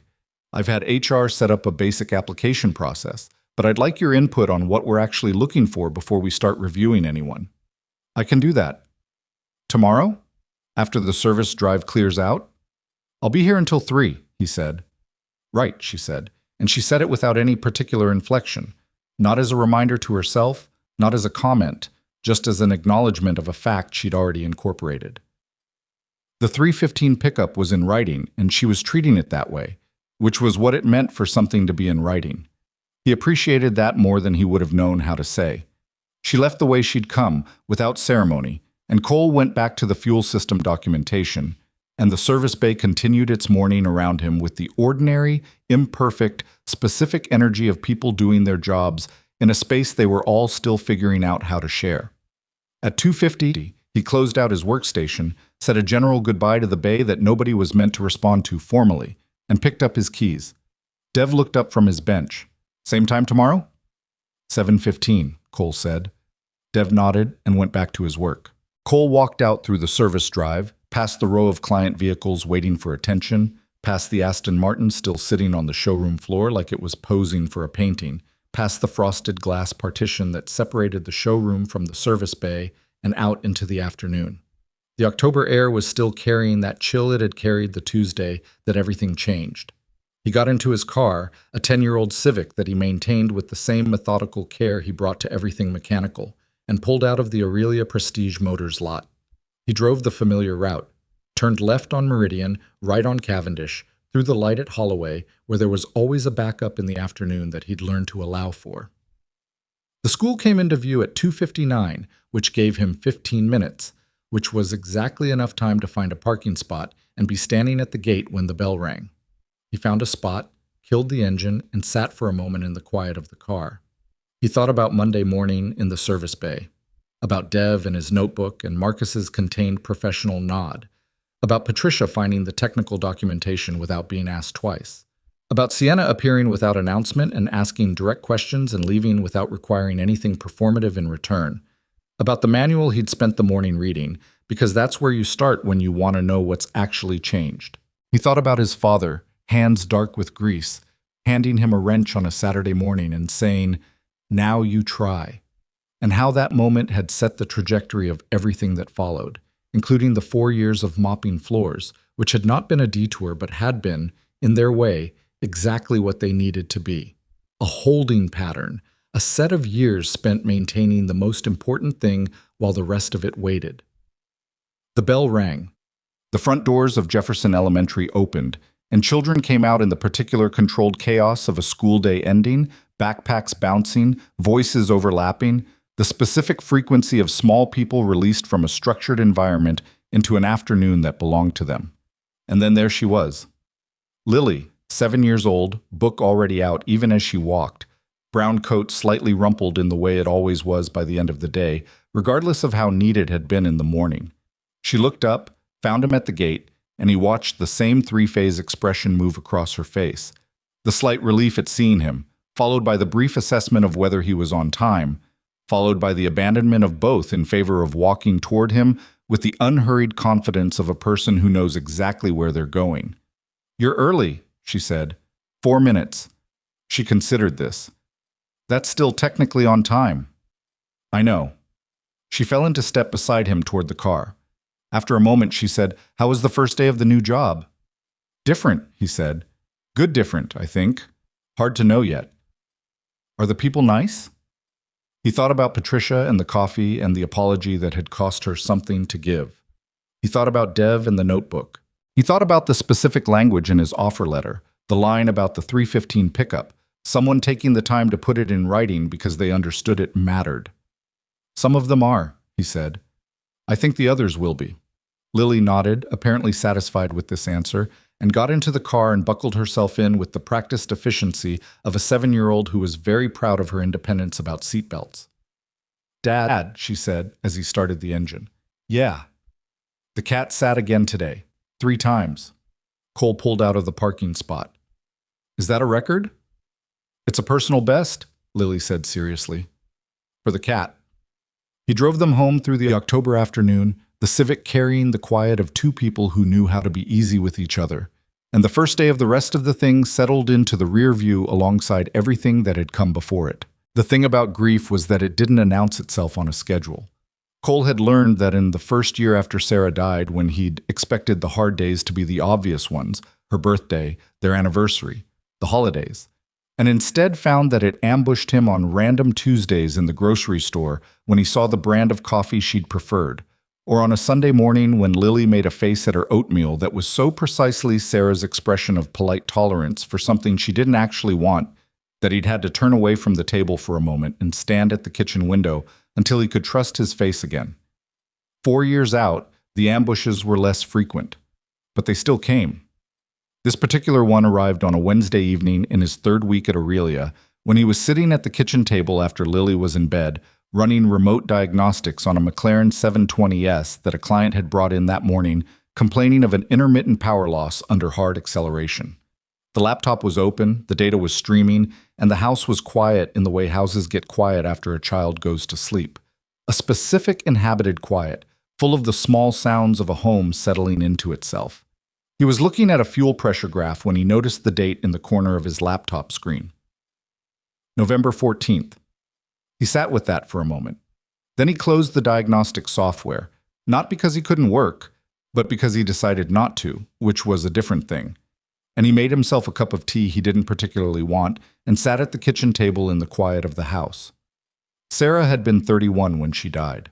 She'd been a high school art teacher who drove a 10-year-old Subaru that she'd named Gerald for reasons she'd never fully explained, and who had a habit of starting home improvement projects on Saturday mornings and losing interest by Saturday afternoon, leaving Cole to finish them, which he'd complained about while doing it, and which he would now do every weekend forever if it meant she'd be there to start the next one. November 14th was the day he'd asked her out the first time. Not the anniversary of her death, that was February, but the start of it. The first day he'd known her, which meant it was also the first day he'd known what it felt like to be known by her in return, and that was the kind of thing that didn't disappear just because the person did. He sat with it for a while. Then he opened the laptop again and finished the diagnostics, because the McLaren client needed answers in the morning, and because Sarah, who had been practical in ways he sometimes forgot when he was busy missing the other things about her, would have told him that sitting in the feeling was fine and necessary, and that the fuel pressure graph would wait approximately 10 minutes, but not forever. He wrote the report. He sent it to Patricia with a note flagging the specific injection timing anomaly he'd found nested inside the fuel pressure data, which was the actual cause of the power loss, and would not have been visible without the modified filter settings they'd implemented in the diagnostic software 2 weeks ago. Then he closed the laptop and went to check on Lily. She was asleep with her book still open on the pillow beside her, spine up, which was the habit he'd been gently trying to correct for 2 years without success. He moved the book, marked her page, turned off the bedside lamp. He stood in the doorway for a moment, looking at his daughter asleep in the dark. Then he went to bed himself, and if it took longer than usual to fall asleep, that was between him and the ceiling. Patricia read his report at 6:30 the next morning and called him at 6:45. "The injection timing anomaly," she said without preamble. "You're saying the fuel pressure data was masking it. The raw data shows it clearly. The smooth data averages it out because the anomaly is transient. It only appears under high load conditions for about 80 milliseconds at a time. The rolling average window we inherited from the factory settings is wide enough to make it invisible." There was a pause on the line. He could hear her thinking. "The modified filter settings we changed last week." "Yes. Without those, I wouldn't have found it." Another pause. "So the fix we made to the diagnostic workflow, which we made because of the Ferrari ground fault, directly led to us finding a fault in a completely different vehicle." "Yes." Patricia was quiet for a moment. "That's going to be an interesting thing to explain to the client. Tell them we ran an advanced diagnostic protocol and identified a secondary fault that wouldn't have been visible under standard testing," Cole said. "Which is true. Is it also true that we only have the advanced protocol because a janitor fixed a Ferrari 3 weeks ago?" "Technically true," Cole said. "Probably leave that part out." He heard something on the line that might have been Patricia Shen laughing, which was not a sound he'd heard before and which was unexpectedly warm. "I'll see you at 7:15, she said, and hung up. The McLaren client, a 58-year-old real estate developer named Franklin Okafor, who had the energy of a man 20 years younger and the impatience to match, was in the service drive by 9 that morning, before anyone had called him. Cole happened to be the one who met him, because Patricia was on a call with the parts supplier, and Marcus was mid-procedure on a Lamborghini that couldn't be left. Franklin Okafor was a large man who walked fast and shook hands the way people do when they want you to know they're serious. "I got the report this morning," he said. "Your name is Maddox?" "Cole Maddox, yes." "You're the one who found the timing issue?" "Yes." Franklin looked at him with the direct evaluating look of someone who had spent decades hiring people and had developed reliable opinions about who was worth his time. "My previous shop, 3 years I took that car to them. They told me it was a software quirk, to ignore it." "It's not a software quirk," Cole said. "The injector on cylinder 2 is developing a micro delay at the end of its duty cycle under high load. It's subtle enough that it doesn't throw a fault code at normal driving, but under hard acceleration, you're getting incomplete combustion on that cylinder roughly once every 4 or 5 firing events. Franklin stared at him. In plain English? The car is losing power when you push it hard because one injector isn't doing its full job, and the standard diagnostic tools weren't set up to see it. How long to fix it? Replace the injector? Recalibrate the fuel delivery map. Patricia's ordering the part this morning. Realistically, we have you back on the road by tomorrow afternoon. Franklin looked at him for a moment longer. You were here before. I've brought cars in before. Cole waited. You used to work the cleaning crew. I did, Cole said. Franklin didn't say anything immediately. He had the look of a man reassessing something, recalibrating a frame he'd been carrying around without knowing it. Then he said, My father was a bus driver for 32 years. People looked through him like he was furniture. He paused. I hated that. Still hate it. He extended his hand again. Good work, Mr. Maddox. Cole shook it. We'll call you when the part arrives. Franklin nodded and walked back to his car, a black Range Rover that he used for client meetings, apparently because the McLaren was in the shop. And Cole watched him go and then went back into the service bay and didn't think about it again, or tried not to, because he was becoming aware that the story of the janitor and the Ferrari was developing a momentum of its own that he hadn't entirely anticipated and wasn't entirely comfortable with. The story broke publicly on a Friday. He hadn't known it was coming. There was no particular reason he should have. Sienna had mentioned vaguely in their first week that word was circulating in the industry, and he'd understood that meant the tight network of luxury dealerships and specialist shops that traded information the way any close community does. He'd expected some version of it to surface eventually. He hadn't expected a feature piece in Autosphere, which was the industry publication that everyone in the luxury automotive world actually read. The headline was, The Janitor Who Cracked the Impossible Ferrari, What One Dealership Missed for 5 Years and What It Says About How We Think About Expertise. He found out about it because Dev sent him a link at 7:04 in the morning with the message, Have you seen this? 3 question marks, which communicated something Dev's usual contained professionalism didn't. Cole read it in his car in the Aurelia parking lot before going in. The piece was thorough. The journalist, a woman named Carla Reyes, who apparently covered the intersection of automotive diagnostics and industry culture, had interviewed Patricia, who had spoken carefully and with obvious consideration about the structural issues the situation had revealed. She had interviewed Dr. Hartmut Engel, who had been remarkably candid for a man whose professional pride was somewhat at stake, acknowledging the bulletin gap and saying something about the limits of standardized methodology that Carla Reyes had clearly found quotable. She had interviewed 2 of Sienna's senior technicians, unnamed. She had tried to interview Cole. He'd declined through Sienna's office, which had handled the inquiry with the kind of polished professionalism that Aurelia's communications people were good at. His name was in the article because it was a matter of record. His background was in the article because Patricia had confirmed it. But his direct voice was not, which was how he'd wanted it. The part that stopped him was a paragraph near the end, where Carla Reyes wrote about the structural dynamics of expertise, about how institutions create invisible hierarchies that determine whose knowledge is considered legitimate before a word of that knowledge is ever spoken, and how those hierarchies are often the precise mechanism by which the most valuable information fails to reach the people who need it. She had not written it as an accusation. She'd written it as an observation, which was harder to dismiss. Cole sat in his car and read that paragraph twice. Then he put his phone in his pocket and went inside. Sienna was already in her office. She had the article open on her screen and she was on the phone, and when he appeared in the doorway, she held up one finger. Give me a minute, and finished the call with the clipped efficiency of someone ending a conversation that had already said everything necessary. She hung up. You read it. In the parking lot. Dr. Engel called me this morning. He wanted me to know he stands by what he said to Carla Reyes. She paused. I was surprised by that. I wasn't, Cole said. He's a man who understands that the only way to protect a real reputation is to be honest about the limits of it. He sat down across from her. How bad is the fallout? Define bad. She leaned back in the chair. I've had 11 calls this morning. 3 are from clients asking if the story is accurate. 2 are from other dealers who want to discuss our diagnostic protocols, which means they're rattled because the article implies they might have the same structural problem we did. One is from a journalist at a general interest automotive site who wants a follow-up piece. Two are from people asking about the apprenticeship program, which the article mentioned in the last section. She paused.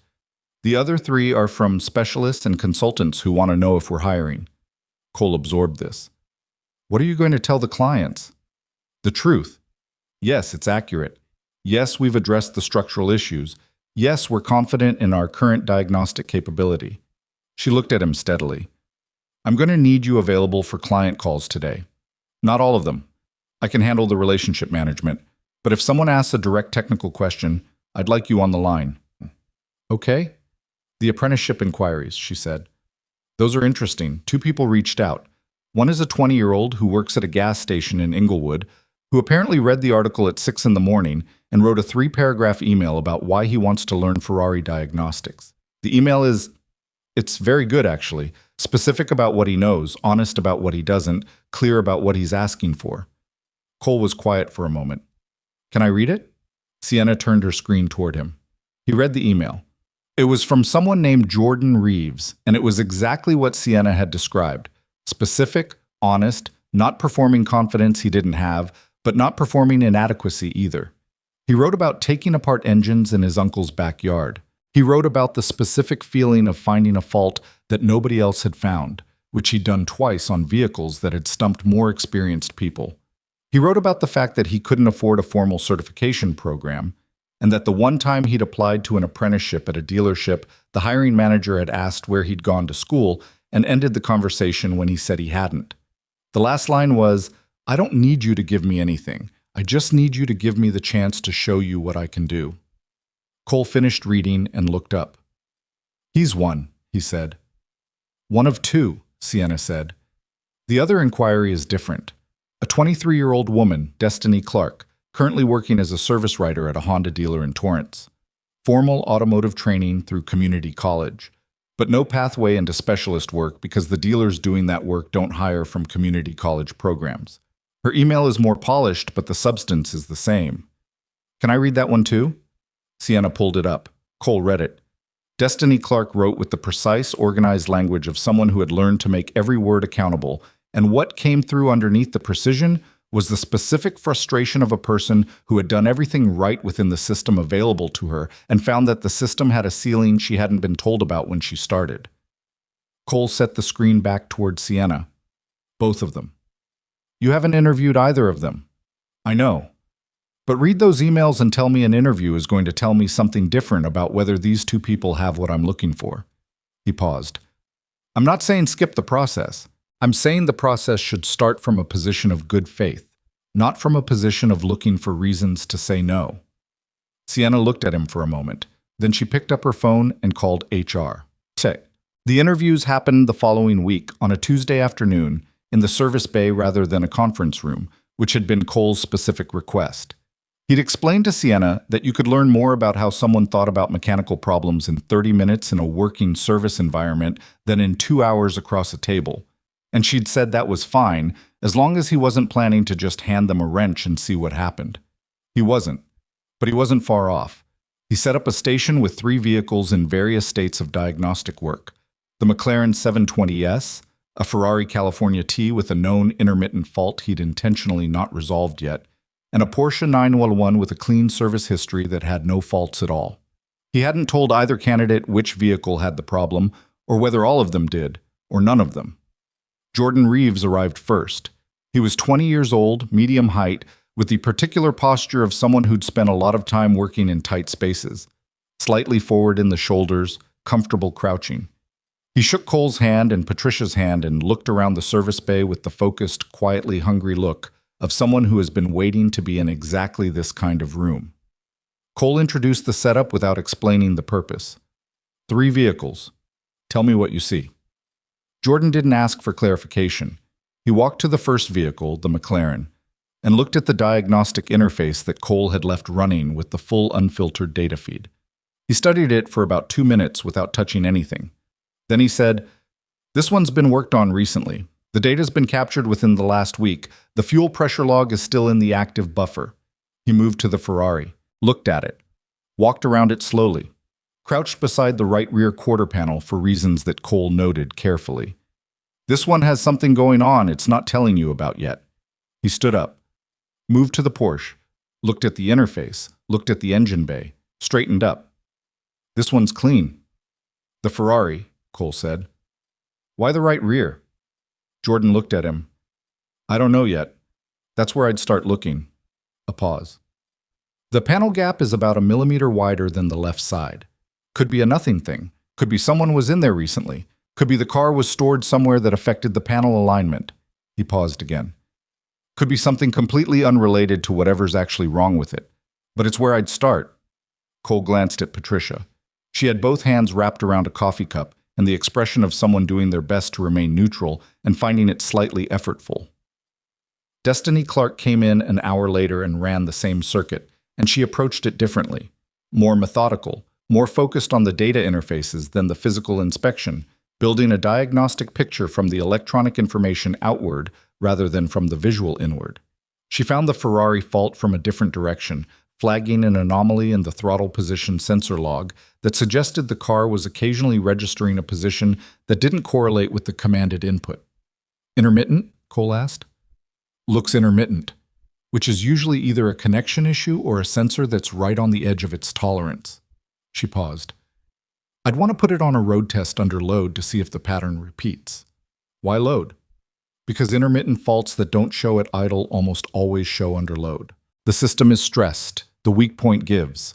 She said it with the matter-of-fact confidence of someone who'd figured this out through repetition rather than being told. When she left, Cole and Patricia sat in the service bay in the quiet of the late afternoon. Both of them, Patricia said, which was what he'd said to Sienna, and he recognized it coming back to him.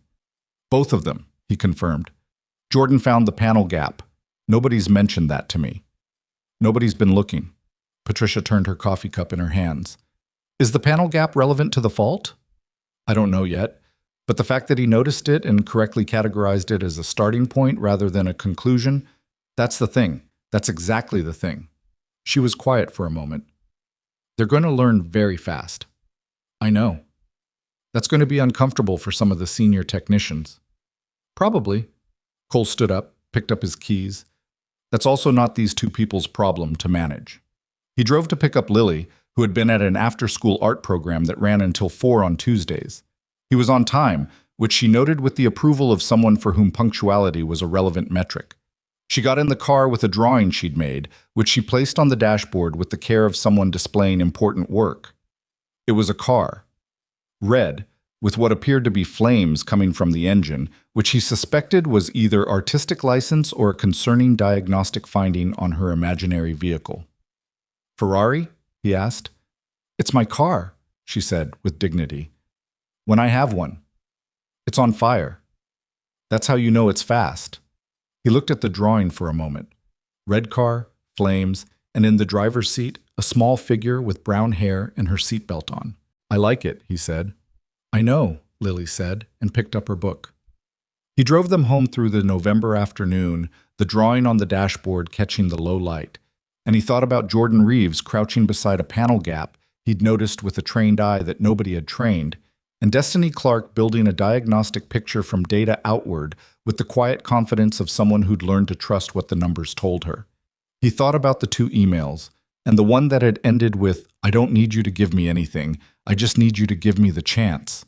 He thought about a Saturday morning in Sacramento, a man who knew things handing a wrench to a 16-year-old kid who was hungry to learn them, and the simple arithmetic of what that moment had eventually produced. He thought about that for most of the drive home, and by the time he pulled into the driveway, he'd thought it through enough to know that whatever nervousness he'd carried into his first week was settling into something more solid. Not confidence exactly, which came later, but the specific feeling of moving in the right direction. Lily was still reading when he parked. He waited until she reached the end of a page before saying anything, because she'd taught him that interrupting mid-page was a serious offense. Hey, he said. She looked up. The apprenticeship program at work. We're hiring 2 people. She considered this. Are they good? I think they're going to be very good, he said, with some time. Did you pick them? Mostly.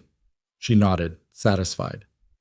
Then they'll be fine, she said, with the absolute confidence of a 7-year-old who had decided the matter was settled, and went back to her book. Cole sat there for a moment with the November evening coming down around the car and the drawing of the red Ferrari on the dashboard and his daughter reading beside him, and he thought that she was probably right, and that being probably right was enough to go on with. He got out of the car. She followed. They went inside.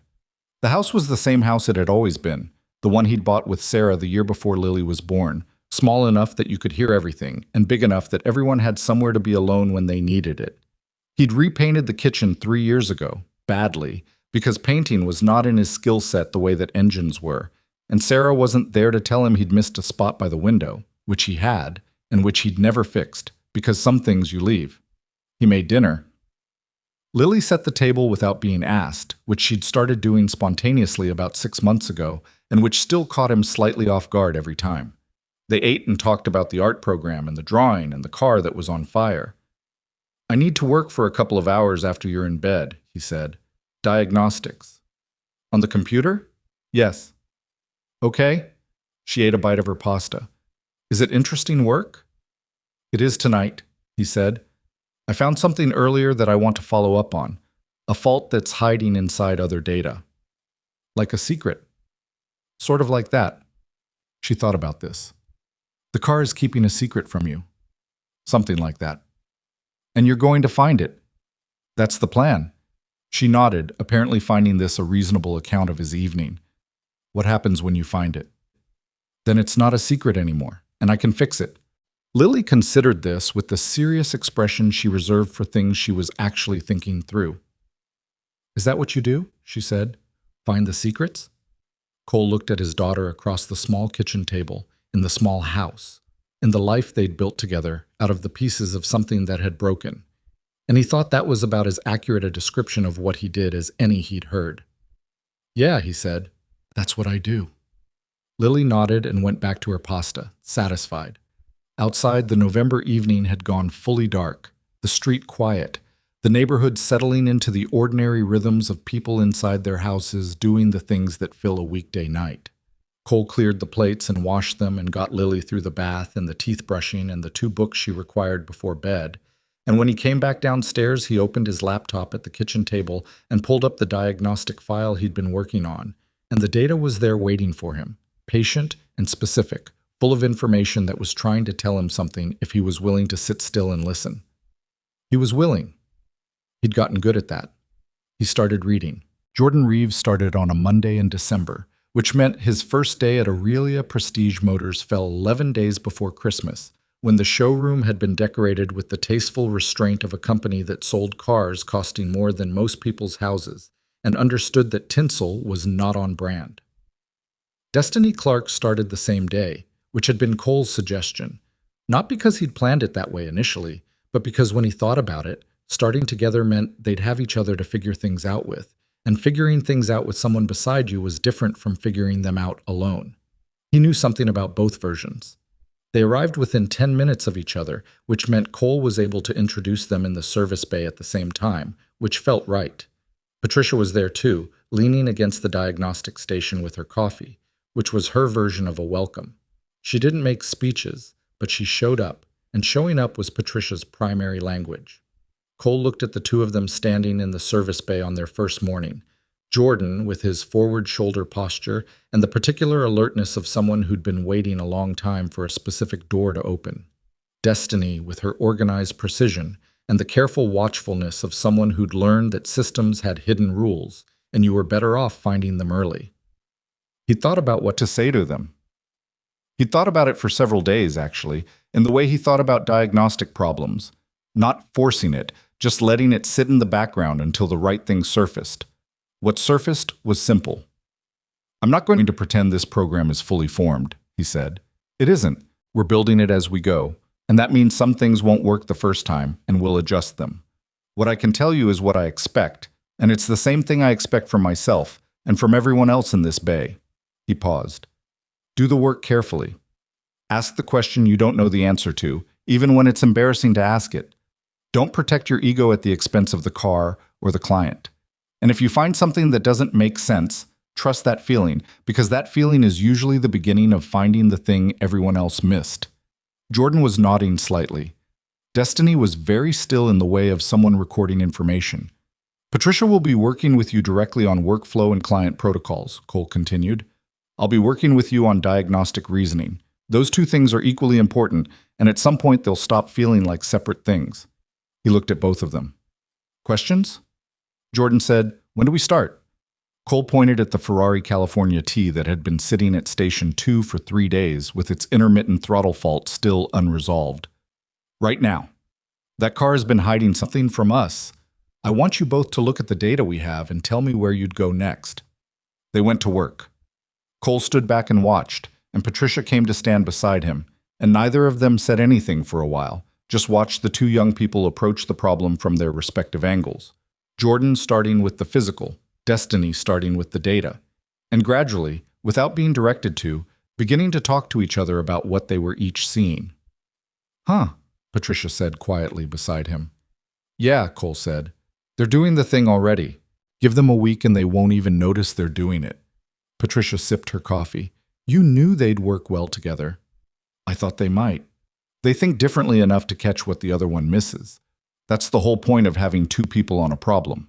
She looked at him sideways. Is that why you wanted me involved? Because I think differently enough from you? Cole considered this with genuine seriousness. Partly. Also because you know where everything is in this building, and I kept opening the wrong cabinet for the first 2 weeks. Patricia made a sound that was definitely a laugh. She walked back to her station, shaking her head. By 11 o'clock, Destiny had flagged an anomaly in the throttle body data that pointed toward a wiring harness issue rather than the sensor itself, and Jordan had found evidence of exactly that. A section of harness near the firewall where the insulation had developed a hairline crack, visible only under magnification, that was allowing intermittent resistance fluctuation when the engine reached operating temperature and the harness shifted slightly with thermal expansion.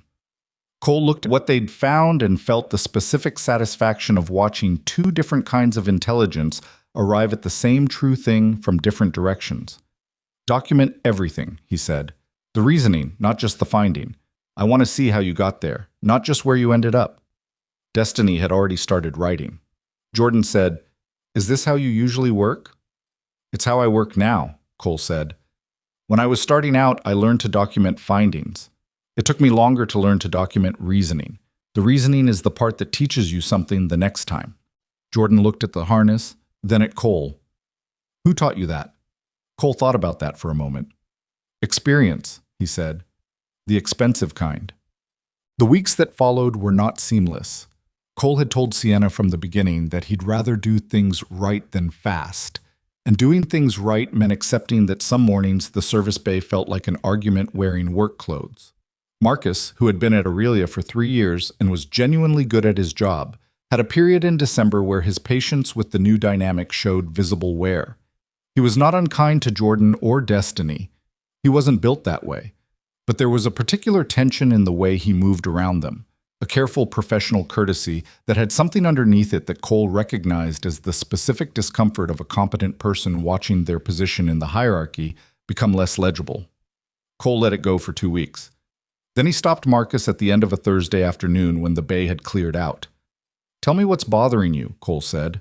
Not aggressively, just directly. Marcus looked at him. He had the expression of someone who'd been waiting for this conversation and wasn't sure whether he was relieved or defensive about it. Nothing's bothering me. Marcus? A pause. I've been here 3 years, Marcus said.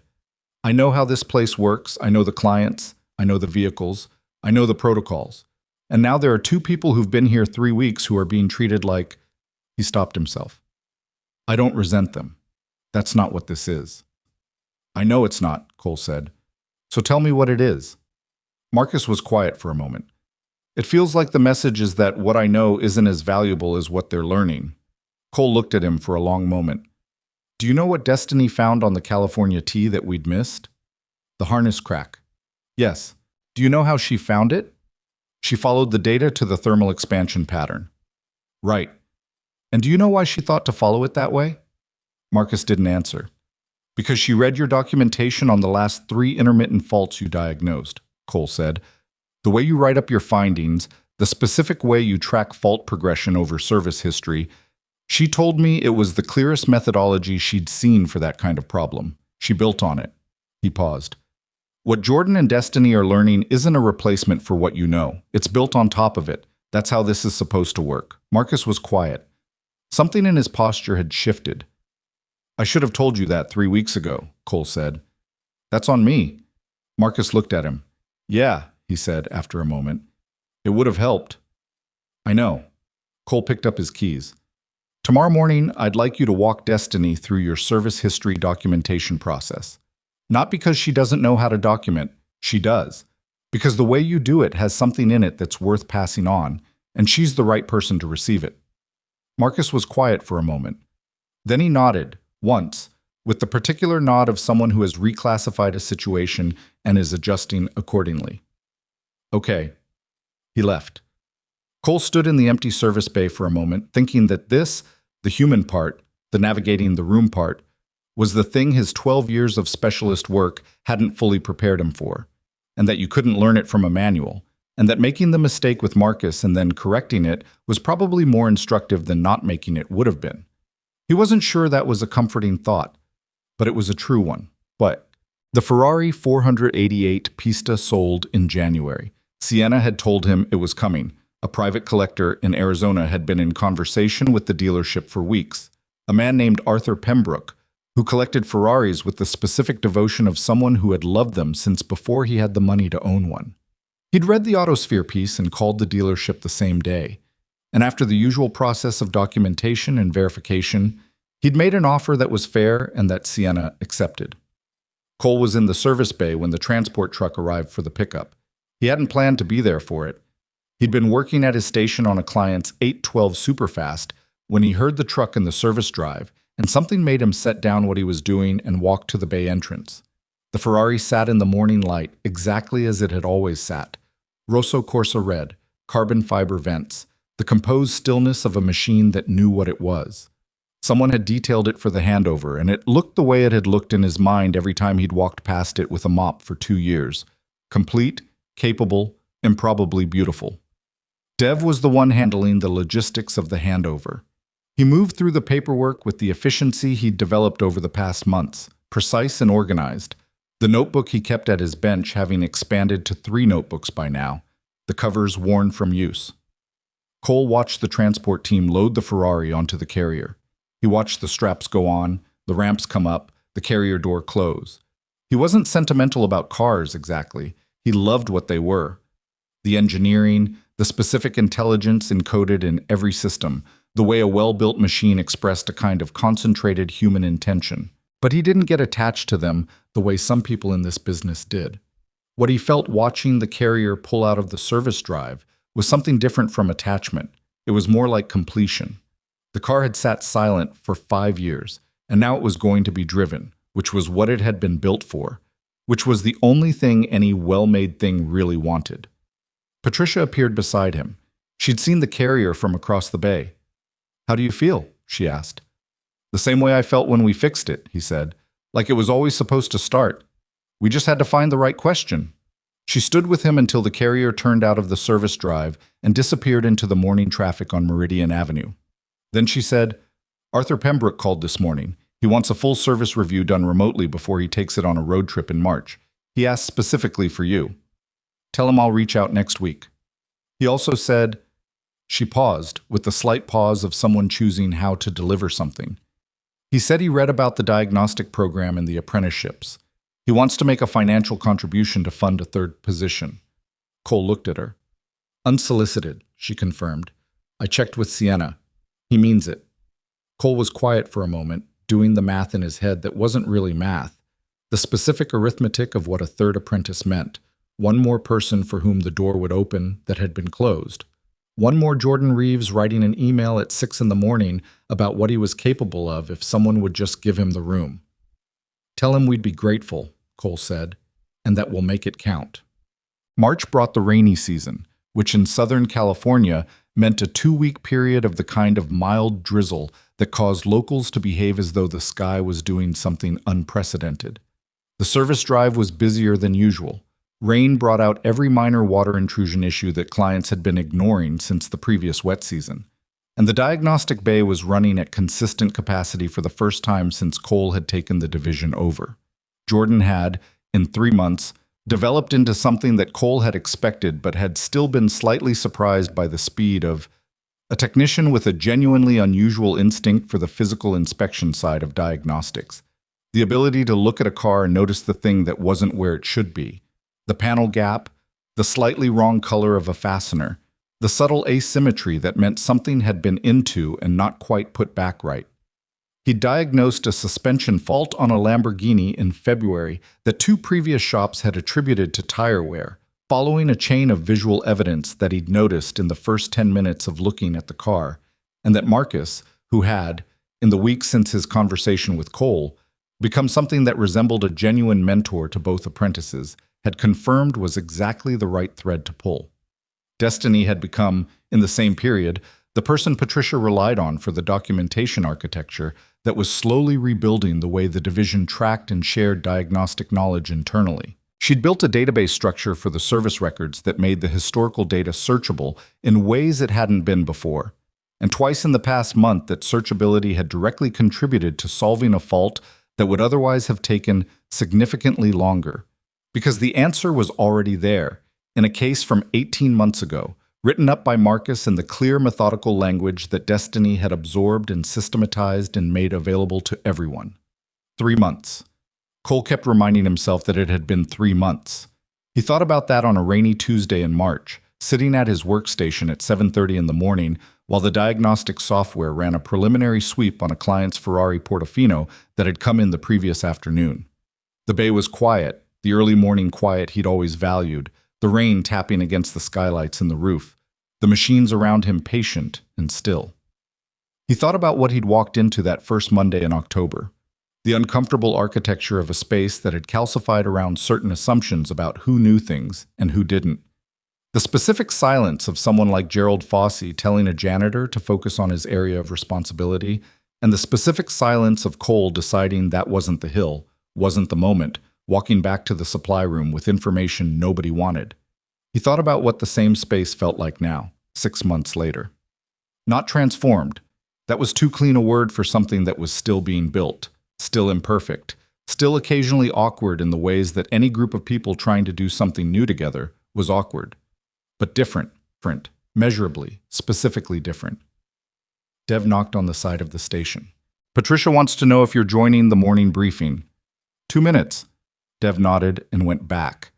Cole finished the sweep log, saved the file, and closed the laptop.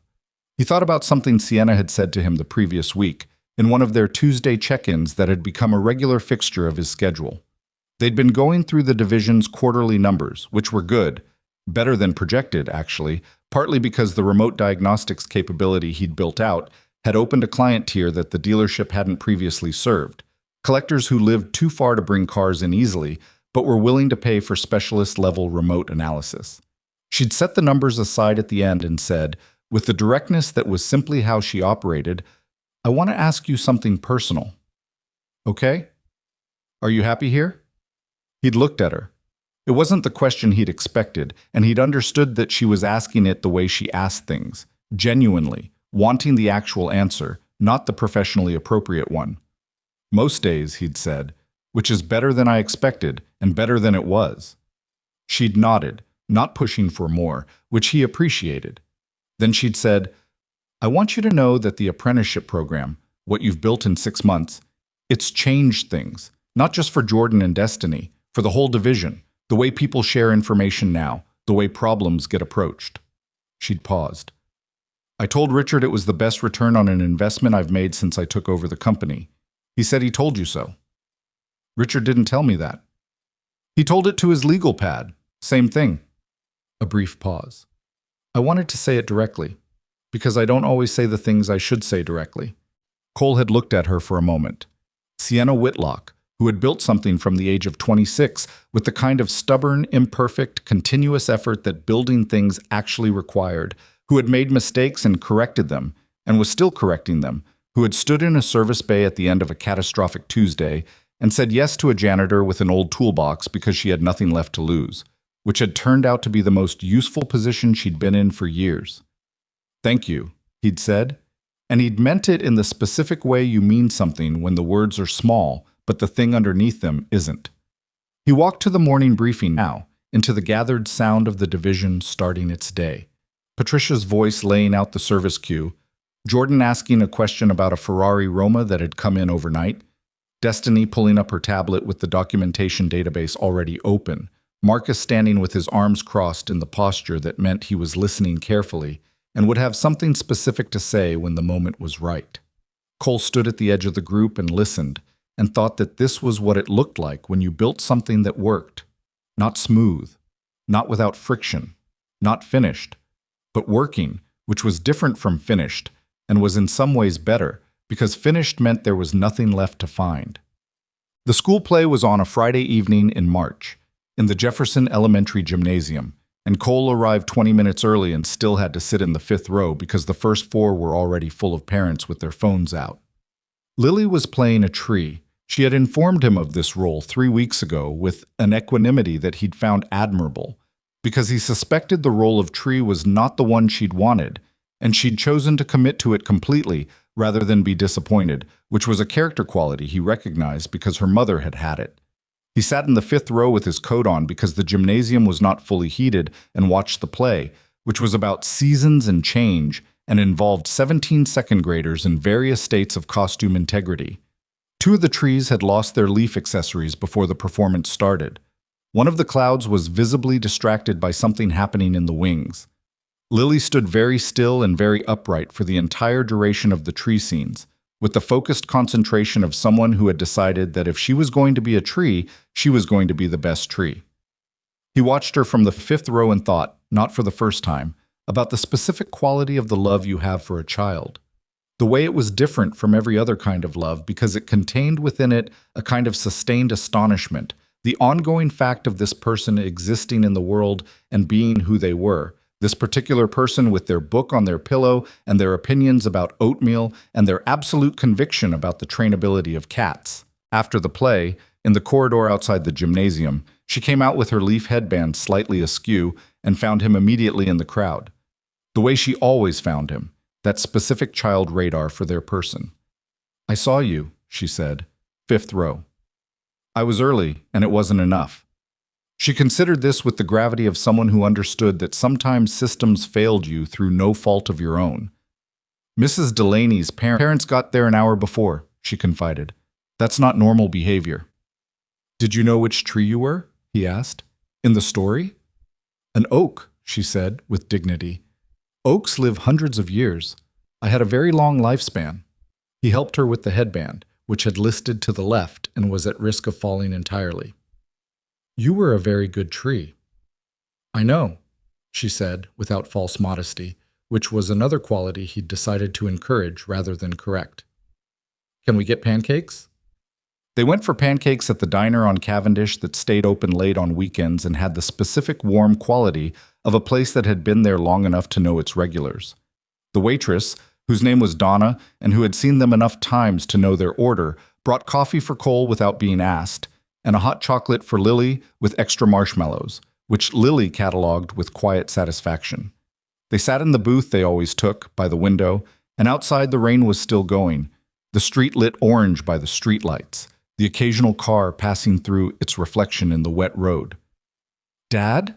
Lily said, building a marshmallow island in her hot chocolate with the seriousness of civil engineering. "Yeah." "Are you happy now? At work?"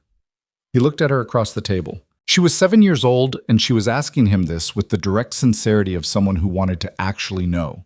Not because she needed something from the answer, but because she was paying attention to him the way he was paying attention to her, which was the thing about Lily that still caught him off guard sometimes, even after 7 years. "Yeah," he said. "I think so." "You seem different than before. Not bad different, just," she considered, "like you finished something." "Or started something," he said. "I'm not sure which." "Maybe both," she said, with the easy confidence of someone who found contradictions uncomplicated. He thought about that. Maybe both. The diagnostic division, the apprenticeships, Jordan's notebooks and Destiny's database, and Marcus passing something forward that someone had once passed to him, The whole linked chain of it that had started with his father handing a wrench to a 16-year-old in Sacramento and ran through 12 years of specialist work and 4 years of mopping floors and one Tuesday afternoon with an old analog multimeter and a corroded ground connection that had humbled 19 teams and one world-renowned expert. The ending of something was often also the beginning of something, and it was only in retrospect that you could see which part of the story you'd been in. He thought about Sarah and the fact that he could think about her now with more warmth than ache, which hadn't always been true and wouldn't have been possible without the 4 years of doing what needed to be done even when it was hard, because doing what needed to be done was how you got to the other side of things. He thought about the line in Lily's school play, the oak tree, living hundreds of years, deep roots, long life, and the simple fact that trees didn't live hundreds of years by having everything go right for them. They lived hundreds of years by being the kind of thing that could survive the things that went wrong and keep growing anyway. He wasn't a tree. That was a terrible metaphor, and Lily would have found it embarrassing. But the principle held.